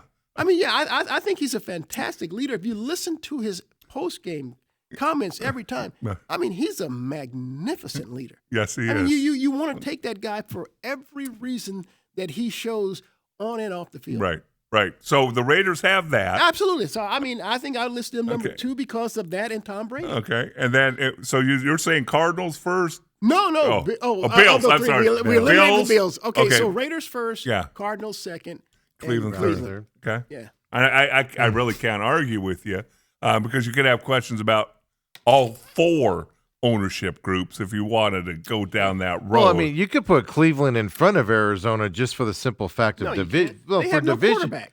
either to the Oh, you talking Cardinals. about for the division? I Like, got you. I'm just saying, The look at the division- division I got you. differences. I got you. defense, I got you. You see what there I'm are saying? some calling cards, but Yeah. Well, the it's ownership. Cleveland Yeah. or Paradise Valley. No, that's what I'm saying. Like, if you're looking at it, you had to sit down and like you were like, you have to take one of these two jobs. Yeah. Yeah, You could look at the hear you. Browns and I go, hear you know what? I could turn that division around with the right. Ravens head Sure. coach, Steelers now with McCarthy there. Sure. There's a chance we could turn it around there if we can find somebody to perform on the quarterback side. Yeah. And whereas here, I mean, even if Kyler Murray comes back next year and they win 7 games, you're losing the third place spot by still losing it by 4 games. Yeah. It's like, Well, here's the deal. it's daunting, Here's right? the deal. I don't know if this is true or not, but I saw some reports that Matthew Stafford retired. Yeah, I think he said before the season he was thinking about. I mean, he's been in the league for so long. It's his day's coming. If it's not this year, it's got to be next year. Or something like that. And the only reason why I said that Yeah. I preface that don't because trust I Jimmy haven't, G? I haven't seen it on any of the other credible websites. Right. So I- I take it with a grain of salt. I saw As I did something, and I want to say it was the L.A. Times, but don't quote me on that. That said Matthew Stafford, or maybe it was a reporter asked him a question after the game. That's what it was. Because I get annoyed when they're like, "What about your future?" And he's like, "I just got done playing a Yeah. game. Quit asking me that." And he pretty much said he doesn't know. He's going to have to sit down and think about it with his family and decide what to do, after that. And that kind of just leads to those thoughts. So, but I mean, he's at the age where he's only got a year or two left. Yeah, but I if would he's think even got I that. would think based on what he did this past year that he would come back. That's just Yes. my Yeah, opinion. but we also don't know Yeah, if we his don't- back we don't. is his Absolutely. back a huge problem Yeah. to where he's not able to hang out with his kids. Yeah. Because, How much did it? you know. Here's what you'll never know is how much did it take for him to to get ready to Yeah. play on Sundays? That's the Was thing. it a doctor prescribed regimen? Sure. Did, Yeah. did he just automatically start feeling better? None of us know that. Yeah. Yeah, that's the question. Because I mean, Jerome Bettis, famously, they beat the Cardinals. Oh no, they wasn't in that Cardinals Super Bowl. But at the end of his career, he was like, "Man, if I could just get up and play on Sundays," he goes, "I play another year or two." He goes, "But what I have to do Monday morning to get ready for the next game," he goes, "It ain't worth Yeah. it to do it at that point." So especially when you have young kids too. You can't pick them up because it hurts and things like that. Yeah, Robert chimes in and says, Pafi is 5'9", not in Mendoza. Same guy. Like I said, same guy. Folks. They look the same. They act the same. What do you That say? might have been the biggest shocker ever if that came Yeah. true. I don't know why I thought that was Mendoza. What was I? Mendoza's Look, I was 5'9". had an ankle issue yesterday. I was out of it. Forgive me on that. Call me an idiot. So- I'm fine with that as well. So, Coop, as we sit here on January 27th, Phoenix Open around the corner, Super Bowl next week. Give me the name that you think is going to pop up for the Arizona Cardinals. For the coach? Yeah. Well, I think at the end of the day, it will wind up being Mike LaFleur. I really do believe that. Okay. It's Mike LaFleur, and you'll hear it today or tomorrow. That's what I heard. I truly, You don't- truly believe that. You don't bring a guy in for 2 days of interviews Spend money on him. and then go to dinner. They went to Zips last night, we think, too. I think it's a couple things. I think Michael Bidwill is enamored with Sean McVay. Oh, All right, That- and so what- then you look at That's why they got you Cliff look- Kingsbury. Yeah, you look at the offensive coordinators who've left McVay, become head coaches elsewhere, and one of the latest was Liam Cohen down in Jacksonville. yeah. He went down there and he changed and transformed some guy named Trevor Lawrence. Mm-hmm. Now Lawrence was, I mean, there was some a lot of skepticism Oh, yeah. in Jacksonville, Jacksonville yep. about him. Not anymore. That talks. Yeah, there was talk of a Kyler Murray, Trevor Lawrence trade straight up, just so these teams can get a fresh start. Yeah. But I mean, it's not just Liam Cohen, but I mean, McVay has a tree of success. Sure he They're does. not necessarily head coaches, but they go somewhere else. Matt LaFleur being another one in Green Bay. And they go someplace else and as a coordinator, and they have success. Like Liam Cohen went to Buccaneers and had success before he went up there. That's what kind of excites me. But yeah, you don't bring a guy in for 2 days. The only way this doesn't work out is if he goes, LaFleur goes. Yeah, no, this I don't. Turns out I don't like. yeah, it. but you know what? I think though if any. That's probably why the Cardinals, and I know we've given them a lot of grief about not getting these experienced head coaches. Right. I think that's why they turn to a lot of the first-time head coaches, is because those veteran coaches like you just talked about earlier, they're saying no. You got to be kidding me. Right. And so you try to find that Ben Johnson or that Ben Cohen. So that's what they're trying to do. And so I think he feels most comfortable under the McVay. It's a money side of things too. I mean, that's and the thing that he's also seeing, and this just it blows my mind. You look at what Vrabel did in 1 year. They go from winning 4 games to winning 13 games. Well, I'll say this. I saw this posted, and it blew me away. Do you know that if you looked at New England's 26 schedule, only one team that they played during the regular season had a winning record. Yeah. I said, "You're kidding me!" And then they listed the playoff teams. Yeah, the quarterbacks and all the issues that those teams had. I'm like, "Are you?" And now, keep in mind, in Tennessee, you have to give Vrabel credit because his first 3 years, I believe they were playoff teams. Yes.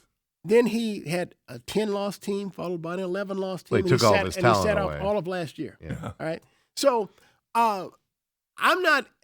Look. If he had come to Arizona and thought he could do the same thing in that division that's with the 49ers and the Rams and the Seahawks, it ain't happening. So I'm not trying to throw any shade at him or anything like that, but it blew me away. I've never seen a team have a schedule in which they only played one team with a winning record. And that's just the way that felt because they had the last place schedule, which guess what? Absolutely. The Arizona Cardinals will have another last place schedule. They had last place schedule this year. Problem is they got 6 games against division winners technically. Yeah, but if you looked in the AFC East, it was only them and the Bills. Right. But you see Liam Cohen go down there in 1 year. Sure, absolutely. You see these turnarounds. Absolutely. Ben Johnson going to Chicago. Yeah, and Dale, like I said, I want to make it clear, I'm not throwing any shade on Vrabel, but I never would have believed that if I hadn't seen it with my own eyes. And I just saw that just the other day. I think it was Sunday. Yeah. Well, that's what a good coach will do. They'll get you to win the games you're supposed to win. Yeah, and you don't. And go up to and then you get the confidence, and then you get going. And Dale, in the National Football League, you don't apologize for wins. No. You don't apologize for your schedule. No. Guess what? If they win next Sunday, guess what? People are going to be going, man, you didn't be a team with a winning record in the regular season. No, we're Super Bowl champions. Absolutely. Look, you got to give that man credit for what he's done. I mean, he's changed the culture, and that's what you look for. That's what he's done. Culture-changing coaches. Yes. That's what he's done. He went in there, set the tone early, getting in fights in training camp this year. Remember that? And he got all cut up and everything. Headbutting his guys without helmet. You need somebody. That's what Jonathan Gannon did change the cultures of the Cardinals. If you don't know it, he did. They got tougher. Well, until this year, they got tougher and things to that effect, and that is a different thing. But he wasn't able to expand on it and adjust and things to that effect. So get the next step there. The other thing about LaFleur that kind of amazes me that I think the Cardinals might be enamored, not just the Rams, because they're obviously enamored with the Rams offense. Because like I said, Cliff Kingsbury became here as a head coach. Rams have some talent. Because Cliff Kingsbury was viewed as the next, a McVay in terms of an offensive coordinator and what he can do out there. But then the other side of it, you look at it, and Mike LaFleur's brother does pretty dang well in Green Bay. Oh, yeah, Matt. Hey, look, Matt has convinced me he's a quarterback savant. Yeah. I mean, I didn't expect Jordan Love to be what he is, and then he's turned Malik Willis. I mean, he's going to make some money. Who's a first-round bust in Tennessee? Yeah. I mean, he's going to make money as a free agent this year. Question. Right. Well, Matt LaFleur, I told everybody, if Matt LaFleur becomes available, which I thought he was going to, Green Bay came to their senses. I was like, that's the guy you go get if you're the Cardinals. That's the guy you pay whatever. Give him a blank check and say, get your butt over here. Get out of that cold and come here. And it didn't open. So maybe his brother's the next best thing. I think they're getting him a year early.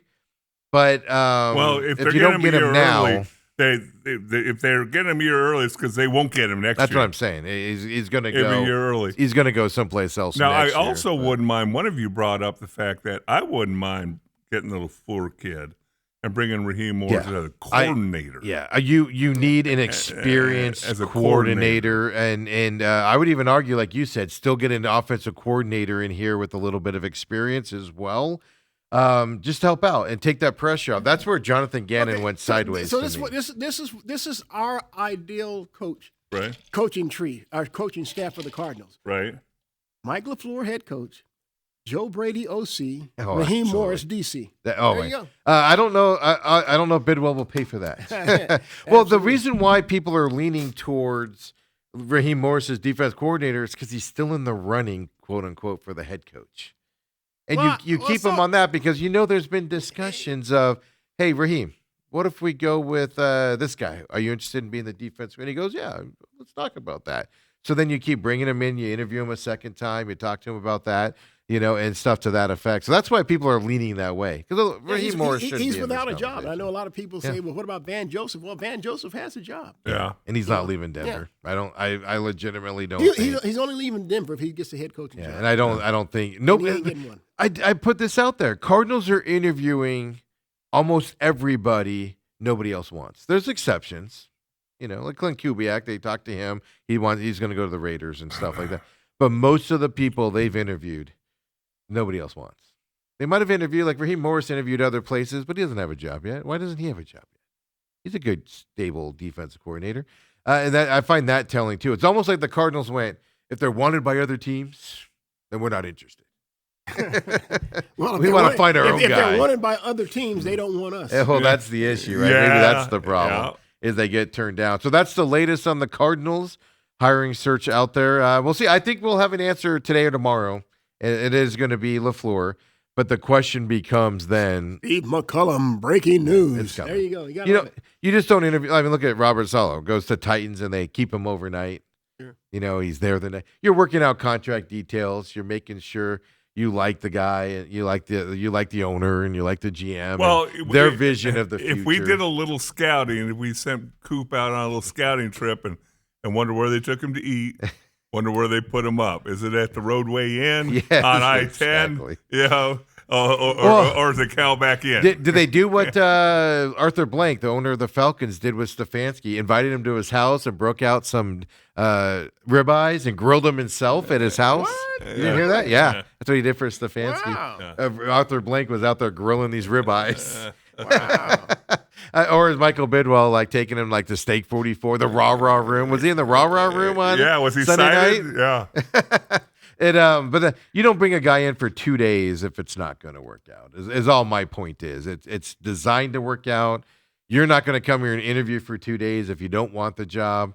You're not going to interview somebody for 2 days.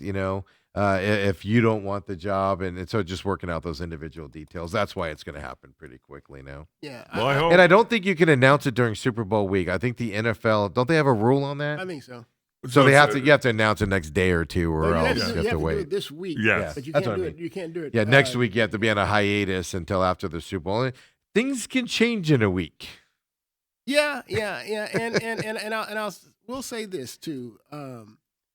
As far as Michael Bidwell is concerned, the fact that he invested money into a new practice facility with new structure and everything he's like got a that, banner up there. Yeah. Based upon all the negative talk that surrounded the team coming from players and things like that, dude. Now you have to answer the fans. Fans are teed off at you raising ticket prices with terrible teams on the field.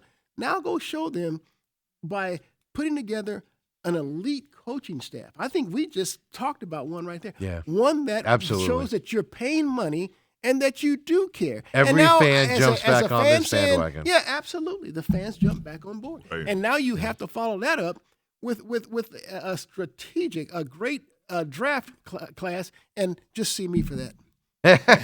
The interesting thing is, right, if you just hire LaFleur and that's it, and then you got a couple of unknown things, the fan base ain't hopping back on that bandwagon. You need to make the splash. Michael Bidwell's a lot of things. Some say jerk, some say not a nice guy, some say an idiot. But he is actually a smart guy, and he reads those tea leaves pretty well. We've seen him do it in the past. And things to that effect moving forward. And so I don't think he's dumb, and I think he does bow to fan pressures out there. Yeah, but you're right. But fans would certainly put their, I don't call it grievances, but their disdain for this team and some of the things that are taking place relative to price hikes if Yeah. you went out That's and what I'm you, saying. yeah, Well, I absolutely. mean, a lot of people signed up for season tickets this last year because the team was, 3-year rebuild. We're going to be good next year. And they finished with, 8 wins the year before? So it was projected to be good. So a lot of new season ticket holders signed up last year. And now they're all leaving because they're like, what a waste of a year. I threw my money away and stuff to that effect. So it is amazing. He's very keen to that type of stuff. And I think, they're not big names. It might take more than a coaching staff, but if you show you put the effort in with some experience now and you're not getting the same. Because I think most fan base, and I feel this way, like we're just going to get the same thing we got this year again, just different names. Hey, look, I'm going to help the Cardinals out a little bit. If you look, they have to start. And we're bringing Kyler Murray back for that. That's one, but they have to start with a running game. Mm-hmm. And here's the deal: if you look in San Francisco, they have some guy named Christian McCaffrey. Mm-hmm. And it doesn't matter who his backup is, they do well. It was Brian Robinson this past year. All right, look in Seattle. Kenneth Walker, Zach Charbonneau. The third. It's always that 1-2. You look in L.A. with the Rams, Kyron Williams, Blake Corum. Yeah. And now you look here, the Cardinals have a 32-year-old James Conner.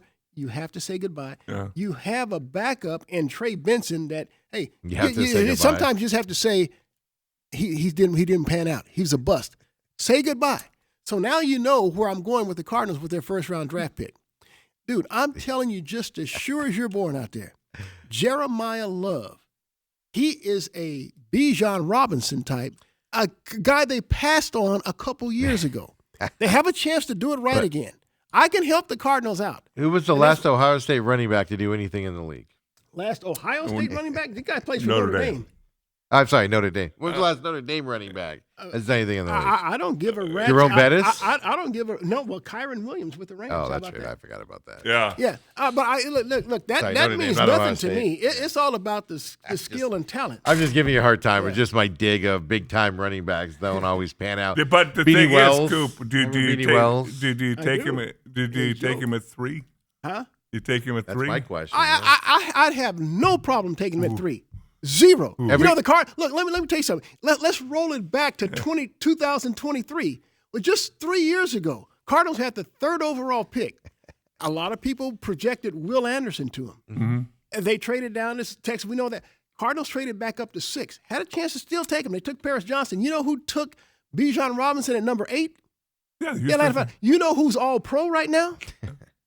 Bijan Robinson. You know who's all pro now? Will Anderson. Now talk to me about taking somebody number 3. but I don't- And I'm going to go to your house now. I'm going to your house. yeah. The Dallas Cowboys. They drafted some guy named Emmitt Smith at number 18. Yeah. How many teams that go from 1 to 17 wouldn't take him? Yeah, no, I don't. Okay, I yeah. understand. No, I understand. I have no problem taking But him number 3. I think the one reason that's a bad example is because I do think you have your left tackle for the next decade. That's what I was going to say. It's not Hey, like look, you drafted he's not Levi a- Brown. he's not a bust. I'm not saying that he is, but let me tell you something. Yeah. He does not impact the games the way Will Anderson does. He does not impact the game the way I'll give Bijan you. Robinson does. That's why I go back and tell you all the time, you do not, if you're a team that's struggling, you don't waste your time taking an offensive lineman. I'm not trying to disparage you or any other offensive lineman. You take guys in that top 10, that top 15, top 20 that can make impact plays to win games. Well, what I will tell you is if they sit there at 3 and take that Miami offensive It'd be tackle or the it'd be Utah a guy, colossal mistake. Yes. Even We've if they seen- take we've that seen- linebacker from Ohio State. We've seen it before. Yeah. I can go back to another time. Levi Brown, number what I'm saying. 5 overall. You have Adrian Peterson on the board. Now that's egregious. I'm saying that Paris Johnson and Will Anderson is not egregious. Well, let me tell you something. That draft, Joe Thomas, Yeah. who was an All-Pro left tackle for the Browns, he was the number 1 rated tackle on the board. Levi Brown was number 2. I'm going to tell you just as sure as you're born, there was not any media member here in Arizona who didn't approve of that the draft choice. They didn't approve of Levi. Only after the fact did they come back and now blame the Cardinals when they were all on board. I'm going to tell you, I was here during that Everybody time. was on I board. argued with them. But even Adrian Peterson dropped in that draft. He wasn't considered a high draft pick. Go back and read the stuff on Adrian Peterson coming out. Adrian it wasn't Peterson, flattering. He went to the Minnesota Vikings Yeah. in that draft. Yeah. It wasn't Hey, flattering. Hey, Coops illness went away in a I know. hurry. when Got all you're ang- talking about draft Gets all day. angry. Right? Well, You're darn let's tooting there. let's fire him up some more. Let's talk some basketball when we come back here. With we're gonna go back in time to last week with Hurley. You had some interesting thoughts on that last week, but then you know something different now. You know that they played another game over the weekend and beat Cincinnati. So does that soften old Lou up, or is he still all confused about that as well? So we'll talk about that. Come on back with Bruce Cooper here on Tuesdays.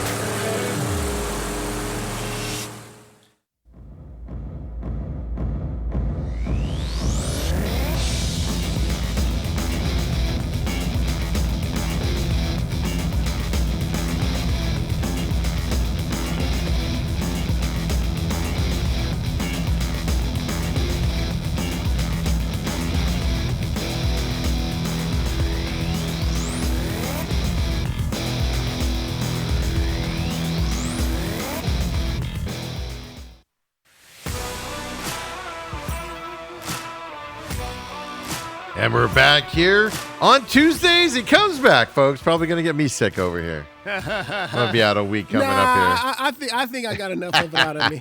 I think Everybody around me sick, so trust me. If I get it, it's not going to be from you out there. But of course, we just got done talking Cardinals. Interesting enough, like this is what I'm talking about. The Lions, they hired Drew Penzing as their offensive coordinator, right? Really? And we all they did that last week, I think. Okay. And we all kind of made fun of that, right? Like, what? That doesn't fit. Well, then they've now hired the former interim head coach of the Giants, Mike Kafka. He's going to join the Lions in a high-ranking offensive staff role, which is interesting because both experienced guy between Kafka and Penzing. But they're stacking experience in the coaching staff to help them out, and the Cardinals didn't do that. But here's the deal with Detroit then with Petsy. They have a traditional drop back quarterback in Jared Goff. Mm-hmm. But Goff also has a running game. He has one of the best 1-2 running backs in Gibbs and Montgomery in all of the National Football League. And when League. healthy, a pretty damn good offensive line. Oh, yeah, you're absolutely right about that. And then, you look, Amon-Ra St. Brown, that's a bad dude. I mean, Sam Laporta, tight end, that's a bad dude. I mean, he has a lot to work with there. I'm not saying I don't think he can screw that up. I'm not saying that adding Mike Kafka is because Penzing's not going to perform or they're worried about that or anything like that. What I'm saying is good teams stack quality coaches together. Sure. And the Cardinals did not do that under Jonathan Gannon. And Penzing, needed help this year and wasn't able to get it. So I just found that interesting that the Lions are stacking some quality offensive guys in terms of the coaching side of things. We don't know what his role is going to be yet, but. So last week, the big story here, Bobby Hurley, of course, loses to West Virginia. So we're going to go back in time here and talk about that. And, of course, over the weekend, they beat Cincinnati, and they scored the most points of anybody against Cincinnati all year. So just to refresh the memory here, last week, West Virginia, this will be Hurley after game 2, Kobe. If we can play that here. Specifically, who's not listening, Coach? Here we go, Bobby Hurley. But we talked about taking a foul at the end of the half. We had 5 team fouls, and none of the players on the floor had a foul. But this is why things that we might draw up on a board in a huddle don't get executed sometimes, because there isn't a commitment to listening. And we lack discipline in terms of listening to what some of the things that I'm trying to get across to the team. So my voice is not working with this group, and it's that was a great example of it. I'm telling you, that was the single most morbid press conference that I can't say that I've heard. Well, I almost want to say that I've ever heard. Yeah. I do want to go there, it is the worst. but I do remember some angry tirades. Dennis Green stands out and stuff like that. There's been, but this is where it almost seems like it's a reflection of him. He says they're not listening to me. They tune me out. He made it about him. Yeah, he made it about him. So that's why I said it's the single most morbid press conference from a head coach I've ever seen or heard. And I was like, he can't recover from this. Yeah. It's time to move on. And I agreed we with talked you. about that. It's like this is a last ditch, last straw. I'm throwing in the towel kind of thing. But Yeah, my gosh, his team did respond. And let me tell you something. A guy that really impresses the heck out of me, Mo Odom. Yeah. And I'm just talking about just from more so from his leadership. You know, he sits out there and he calls out his team, and then his teammates as well. And now he's going to show them and lead by example. He did that against Cincinnati. He looked like that same dude in Maui when they're beating Texas, when they're beating all these other things. I mean, he was that dude, hitting clutch shots, leading the way, doing everything by example, and then getting on his teammates as well. And so I saw that Mo Odom from Maui against Cincinnati. And that's a good sign. That's a good thing for Bobby Hurley. well, for him to come out and again in this day, I would say again, especially in this day and age, and say Coach Hurley was right. It's not necessarily maybe that we weren't listening, but we weren't doing what he was asking us to do. And we need to refocus on that. And how many kids would go, I'm transferring, screw it, I don't want to play for him.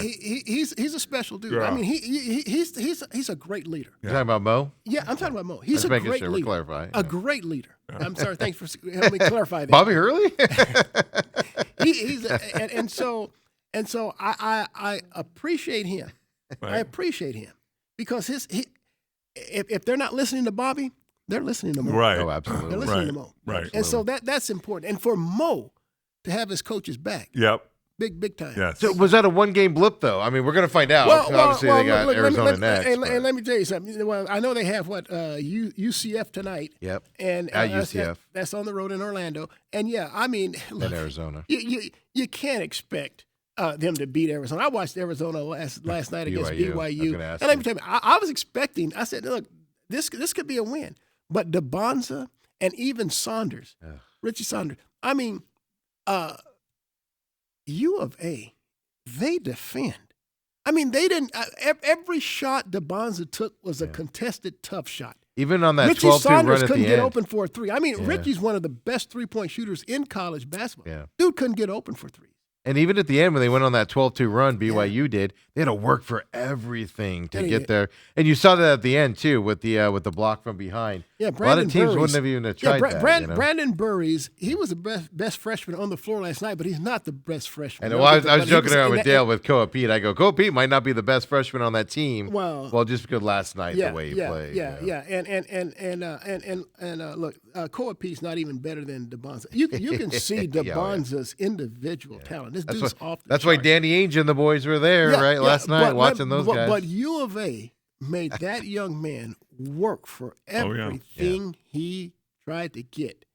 And so I thought it was pretty special. But- if you watch this 43-point, I'm talking about DeBonza, if you watch this 43-point performance the other day, and you watch him against Arizona State University, you're like, dude, I'll take him. Let me start, tanking games. I'm taking him number one. Because he's that special of a talent. Don't put that in the son's head. Don't put that in the son's head. No, but but I want you don't worry about tanking because if 32 late. Know this, that if the San Antonio Spurs have anyone's first round draft pick and they're not in the lottery, they'll get DeBonza. Yeah. I'm convinced of it. I mean, they've already gotten David Robinson, Yeah, Tim NBA's Duncan, rigged. and Wemby. I mean, look. But, see, I look at Arizona State now after Bobby Hurley's comments last week. I mean, he had the other one. I have a longer clip where, he's like, oh, this place is a morgue to play in. I'm paraphrasing and stuff to that effect. And, blaming the fans. Yeah, no. He wasn't blaming the fans because he said No, he's blaming himself. Yeah, well, he says we haven't given the fans reason enough to come out. So he put it again on his Yeah. team. So if any fan listening that and saying that they blame me, you didn't hear him correctly. No, he's blaming himself. But like I said, it's interesting.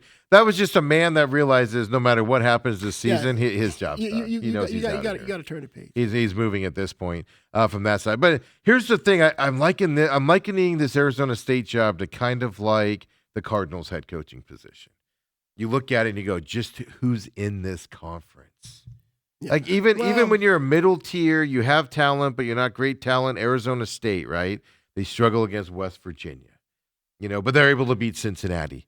But then you're just no contest for the top tier guys, from that perspective. And it's just like, who are you going to get? To me, anybody would be better. Go get a high school coach from someplace here in the Valley to come to Arizona. Because I'm just tired of the attitude. The most surprising thing to me that I saw about this ASU basketball team wasn't the fact that they got off to that 9-2 non-conference start.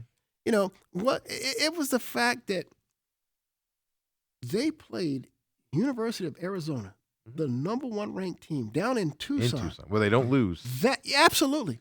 I'm telling you, the final minute of play, that was a 1-possession game, the final minute of play, but U of A made, and they were down. Jaden Bradley made a huge shot, took it to a 2-possession game.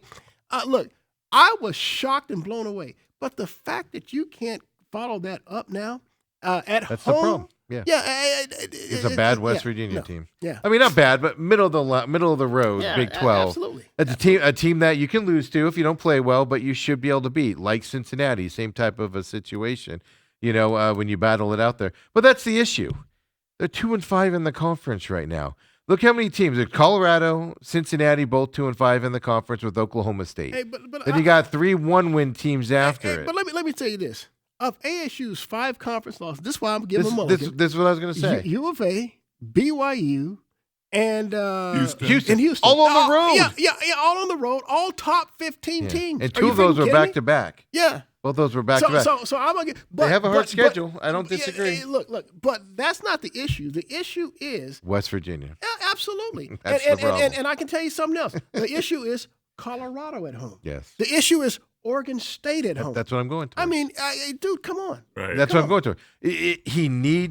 Arizona State needs to beat the teams you should beat. And they should beat West Virginia. They should beat Cincinnati. They should beat Colorado. Should beat Oklahoma. But do you have any confidence, even when they play Utah here coming up, do you have confidence that Bobby Hurley team's going to go in and beat Utah? No. And as you talked about it, what ASU, I believe, is 11-9 and 2-5 overall. I believe. You take 11-9, yeah. Huh? 11-9 overall, 2-5 in the conference. You take those 3 games they should have won: Colorado, Oregon State, West Virginia. Oregon State was bad. All of a sudden, you're 14-6, and what? 4-3. Yeah. Yeah, and a different Yeah, look. it's a momentum. It's a completely Feels different. look. Yeah. Yeah. I mean, UCF tonight, yes, it's on the road, but they should compete and win. But do you have confidence they're going to go to Central Florida Absolutely and not. beat them? Absolutely No, not. if they win, you're going to be like, oh, they did what they're supposed to do. But if they lose, you're going to go typical. Yeah. And that's my problem with Bobby Hurley is absolutely. like you don't get that. Nobody's going to blame you. Like his bosses aren't going to go, you couldn't beat Arizona and Houston on the road. You suck. Get out of here. You're fired. Look, there is a time that they used to call Arizona State guard you. Yes. Point He had, guard you. he had a shirt on with that when he played Houston. Did you see that? And I'm telling you, they really did. I mean, I remember a Shannon Evans, Cody Justice, and who was the other? They had a point guard that I can't think of his name right now too. But those are, I mean, A couple years ago? I know who you're talking about. I can't think of it. They could be down by 25, and they were so prolific shooting the ball, getting to the rim. They can go from 25 down to 15 up. But this is what bothers me about Bobby Hurley. I say the same thing about if you're a defensive NFL coach, your defense better be good. If you're an offensive NFL coach, your offense better be good. Yeah. He was one of the best point guards of all time. Yeah. And he can't get kids here to step up and perform here and want to come play for him, to be that guard you consistently. It drives me nuts. He should be every guard in the country. Now, they don't know who Bobby Hurley is as a player. I get that. He was at Duke in 1989 but and 90. you should be able to talk the language with those kids is my point. But their parents will know. Oh, Yes, hey, yes. that's it. This guy was there. You're going to learn something from that guy. Get down there and play it. But that's what frustrates me a little bit is that, and from that perspective as well. But so UCF tonight for that. But Arizona, to me, Arizona's going to be a 1 seed in the tournament, Sure. and I'll say this: if they have a history of not making the Final Four. They sure do. Period. End of story. I just This hope, year they I just better hope, I do just it. hope it's not one of those one and dones because they've had a number of those.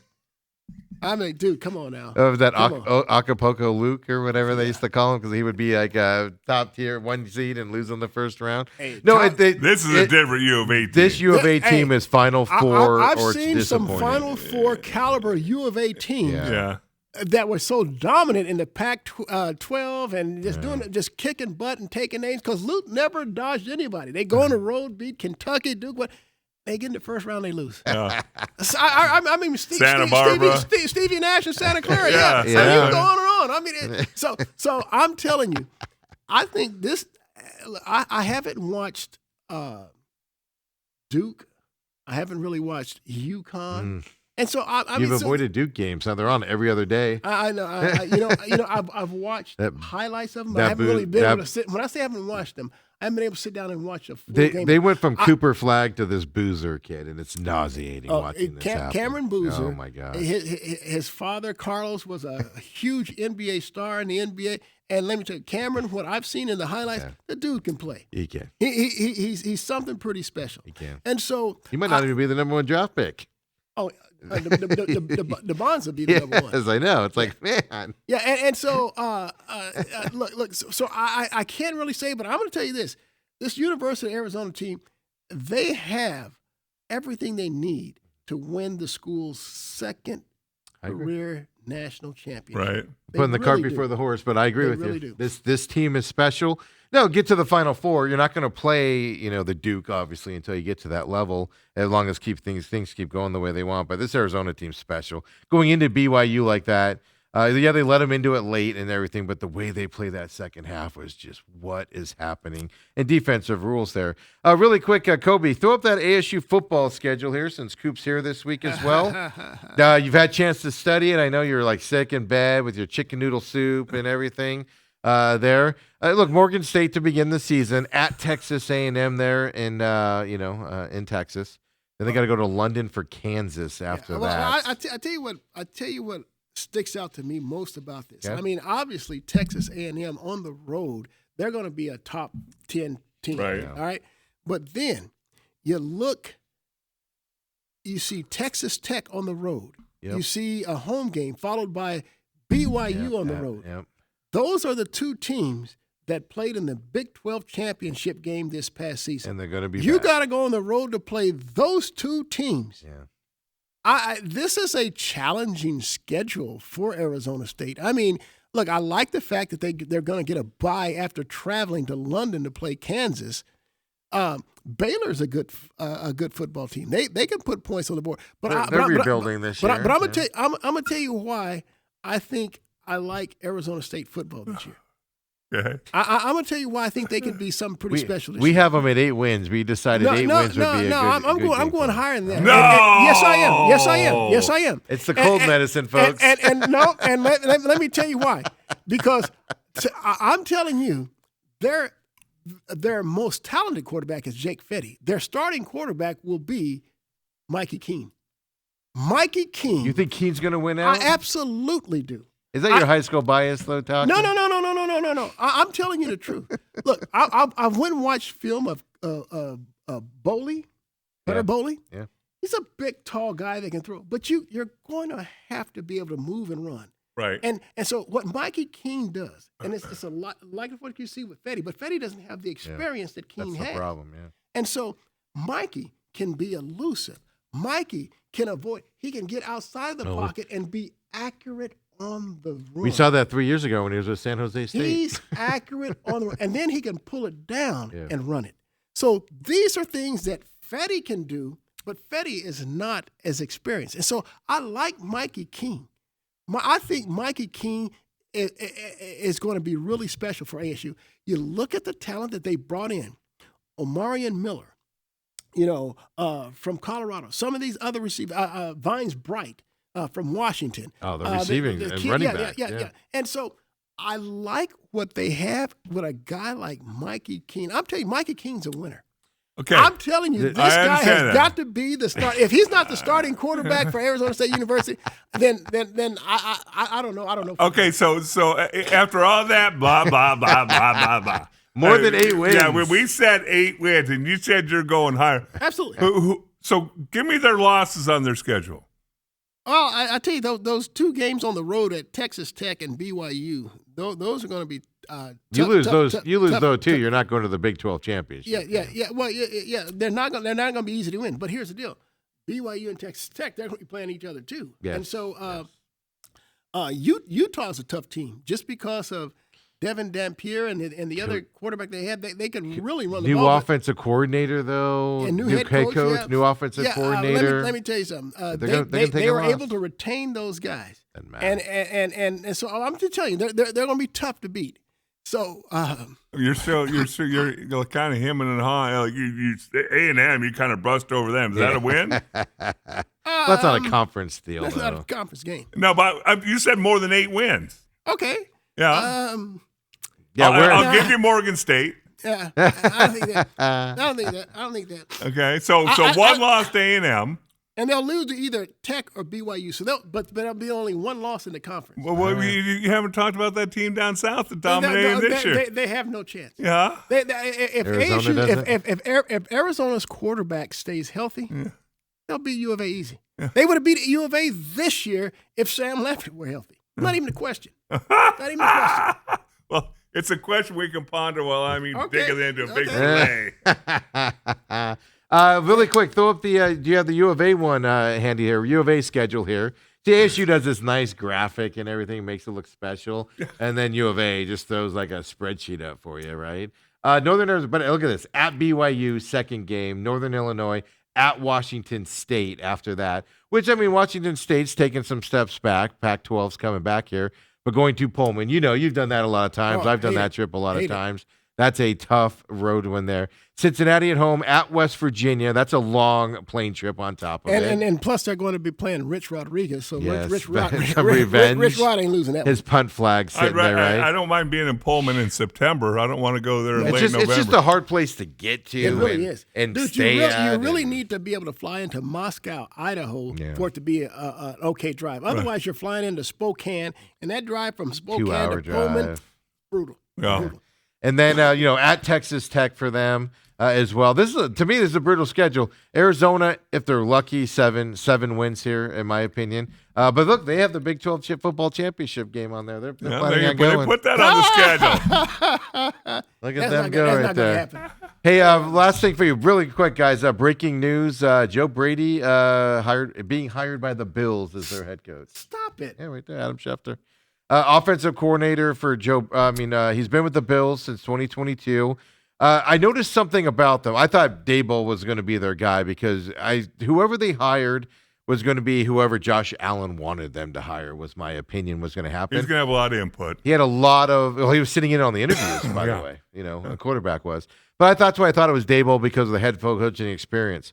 But they went with this current offensive coordinator, Joe Brady, instead, apparently, according to Adam Schefter here today. So, yeah, that's, good luck with that. Well, right? look, if Josh Allen's in on it, Josh knows. Yeah, He was well, sitting he in does. on all the interviews. It's, yeah. it's always interesting to me because I went through a change like that where they fired Chan Gailey, they hired our defensive coordinator Dave Campo, and it's always fascinating when you hire from within because Dave Campo was the defensive back coach for a couple of years, then he's a defensive coordinator, good solid assistant coach. But we called him Camps. He'd walk by, he'd tussle with his hair, and you bust his chops and all that, and you kind of treat him the same way when he's the head coach. And there's a definitive difference, sure. A different level Sure. of respect should be given. Sure. Again, I don't know Joe Brady from a hole in the wall, but it'll always be interesting when you promote from within to the head coaching position. Good. Especially when the quarterback's sitting in on the interview process and stuff like that, because that tells me Josh Allen's going to treat him differently. I'll phrase it the way Dale did. He's going to treat him a little bit differently. And does that mean there's some cooperation, or does that mean if there's a dispute, does Josh Allen win that dispute, even if it's not always right? Kind of a big deal. 5-year deal there for him to go to New York, to go to the Bills as a coach side there. So that just leaves Browns, Cardinals, and Raiders, folks. And Raiders have their coach. They just have to Wait for them to win the Yeah. Super Bowl first. So between the Browns and the Cardinals. Yeah. So Cardinal are really quick. Suns injuries, at least a week for Booker. Green's day to day right now, but they have kind of an easy game here coming up. Is it tonight? Stop. It's tonight. It's tonight. And then they got Cleveland, and then the Pistons are in there Pistons, and then Cleveland after that. And then the Paperclips, who are playing very Yes. well right now. Yeah, they've gotten Yeah, better. look, Oh, look. they got rid of the cancer, Chris Paul. So what are we looking at with Booker and Green out with this schedule? let me tell you something. This is all you need to know. Suns played perhaps their best quarter of this year. I mean, on both ends of the floor, when they were playing the Atlanta Hawks to close out their 6-game roadie. I mean, if you saw that third quarter, they're diving. It was contagious. Everybody's diving on the floor for loose balls. They're coming up fast breaks the other way. Booker, 16 of his 31 points in that third quarter. Suns go from, 10 down at halftime to 7 up. They're up 91-84. Booker, everything's going well. Booker sprained his right ankle stepping on the foot of, I believe it was Okongwu, late in that third quarter. Suns only scored 12 points in the fourth quarter against Atlanta. The scores that are out. carried over. That carried over. Right. Excuse me. Carried over to Miami. And it wasn't pretty. Yeah. It wasn't pretty. So, yeah, the Suns need to be able to find some type of offense. Well, it's to me, it's a double-edged sword because you've got obviously now you've got basically 2 of your 3 main scorers out. Right. But whether And then Dylan Brooks isn't scoring. whether hamstring comes back tonight or not, we'll start calling him hamstring. But Jalen Green. yeah. But now Dylan Brooks seems like he's pressing. Colin Gillespie seems like he's pressing. And when you have those other 2 guys there, it alleviates a little of the pressure. Well, sure it is. But here's the deal. Here's the deal. They haven't had Jalen Green for pretty much the whole season. But if you watch the Miami game, and this is why, and look, it's hard to even say anything negative about Jordan Ott because he's been all of that. But Miami was so much bigger. Yeah. So you're asking Colin Gillespie, you're asking Dylan Brooks. Grayson Allen, and even Bouye and Jordan Goodwin. Did you notice that Miami was posting up their bigs in the paint? That's who the Suns, they switched them out on. Yeah. I'm like, and so they're killing the Suns on the glass. I'm like, Ott, you can play both Oso and Mark Williams together. Right. They don't have to be independent of each other. And so it's tough for me to see that the Suns are, giving up a lot of size to Miami. Miami did a lot of driving to the basket because they were bigger. And it has a twofold effect. When you're asking Gillespie and you're asking Goodwin to defend these guys constantly, you're expending way more energy than what you normally do. And so the Suns didn't even look like the Suns against Miami. Right. And so I was just surprised that as great as Jordan Ott has been, that he didn't at least try and make some type of adjustments to counteract I've Miami's always said bigs. that as a coach, if it's not working, you got to try something. And guess what? If that doesn't work, Yeah, I would have gone to Rasheer Fleming as well. I mean, even though He just got done playing a G League game. yeah. in the Mellowatch. Because here's the deal, he's big, he's long, and they can't take advantage of you like Well, they're doing with these smaller guys. Livers That's played the only well, but your boy Boutier. thing. Well, here's the deal. struggled. It was Bouye. I think I know, it was I call his him Boutier. first game in maybe 3 Yeah, weeks. coming back from I mean, come injury and stuff. I get it. But I mean, so I actually argued yesterday that Booker and Green kind of being out right now in this stretch could be a good thing because you might go 1-2 here in these next 3 games, right? But Is that here's what's the deal. your plan? Here's what's so frustrating. The Suns had climbed all the way to the number 1 spot in the Pacific Division. They were a half game ahead of the Lakers going into that Atlanta game. They were 27-17. And the Lakers And I was like, win. gosh, we'll win this game and we'll win the next game. I'm already looking at Oh, it. yeah.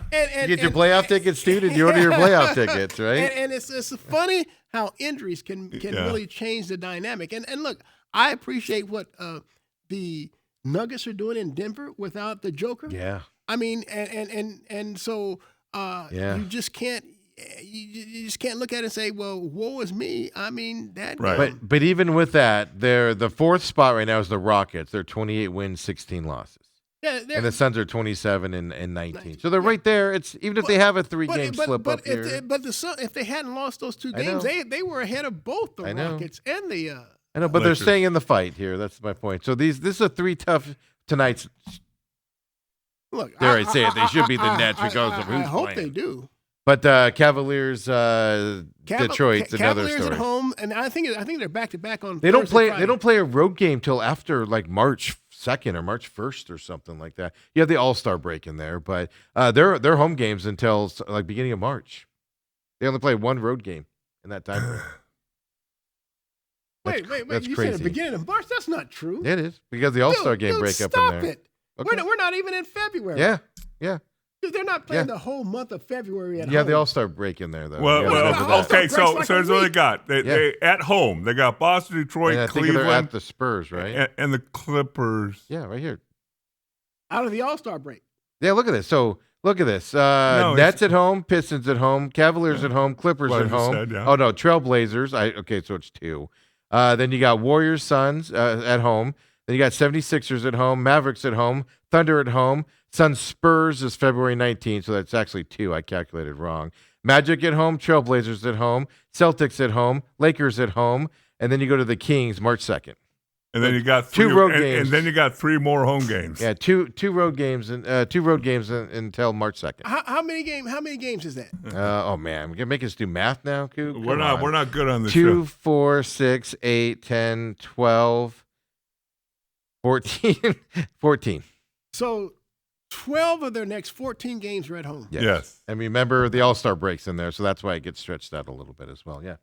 Yeah, there's a very favorable schedule for them coming up. But they're not healthy. well, No. that's the problem. You got to get healthy. Got to get healthy. That was a chance to. I to saw do that yesterday. Some website put that little blurb up there, and I was like, I was like, that's not right. I think the website said they only had 1 road game, so I went and looked at it there. But I'm just like, that's not right. Oh my God, it is right. That's huge, huge. Hey, There you go, a little knowledge for you, Coop. That's why you come on the program every Tuesday. Are you coming back later on this week? You said you might. I'll be back Friday. Coming back Yeah. on Friday. All right. I will get it going as well. So, folks, come back tomorrow and join us.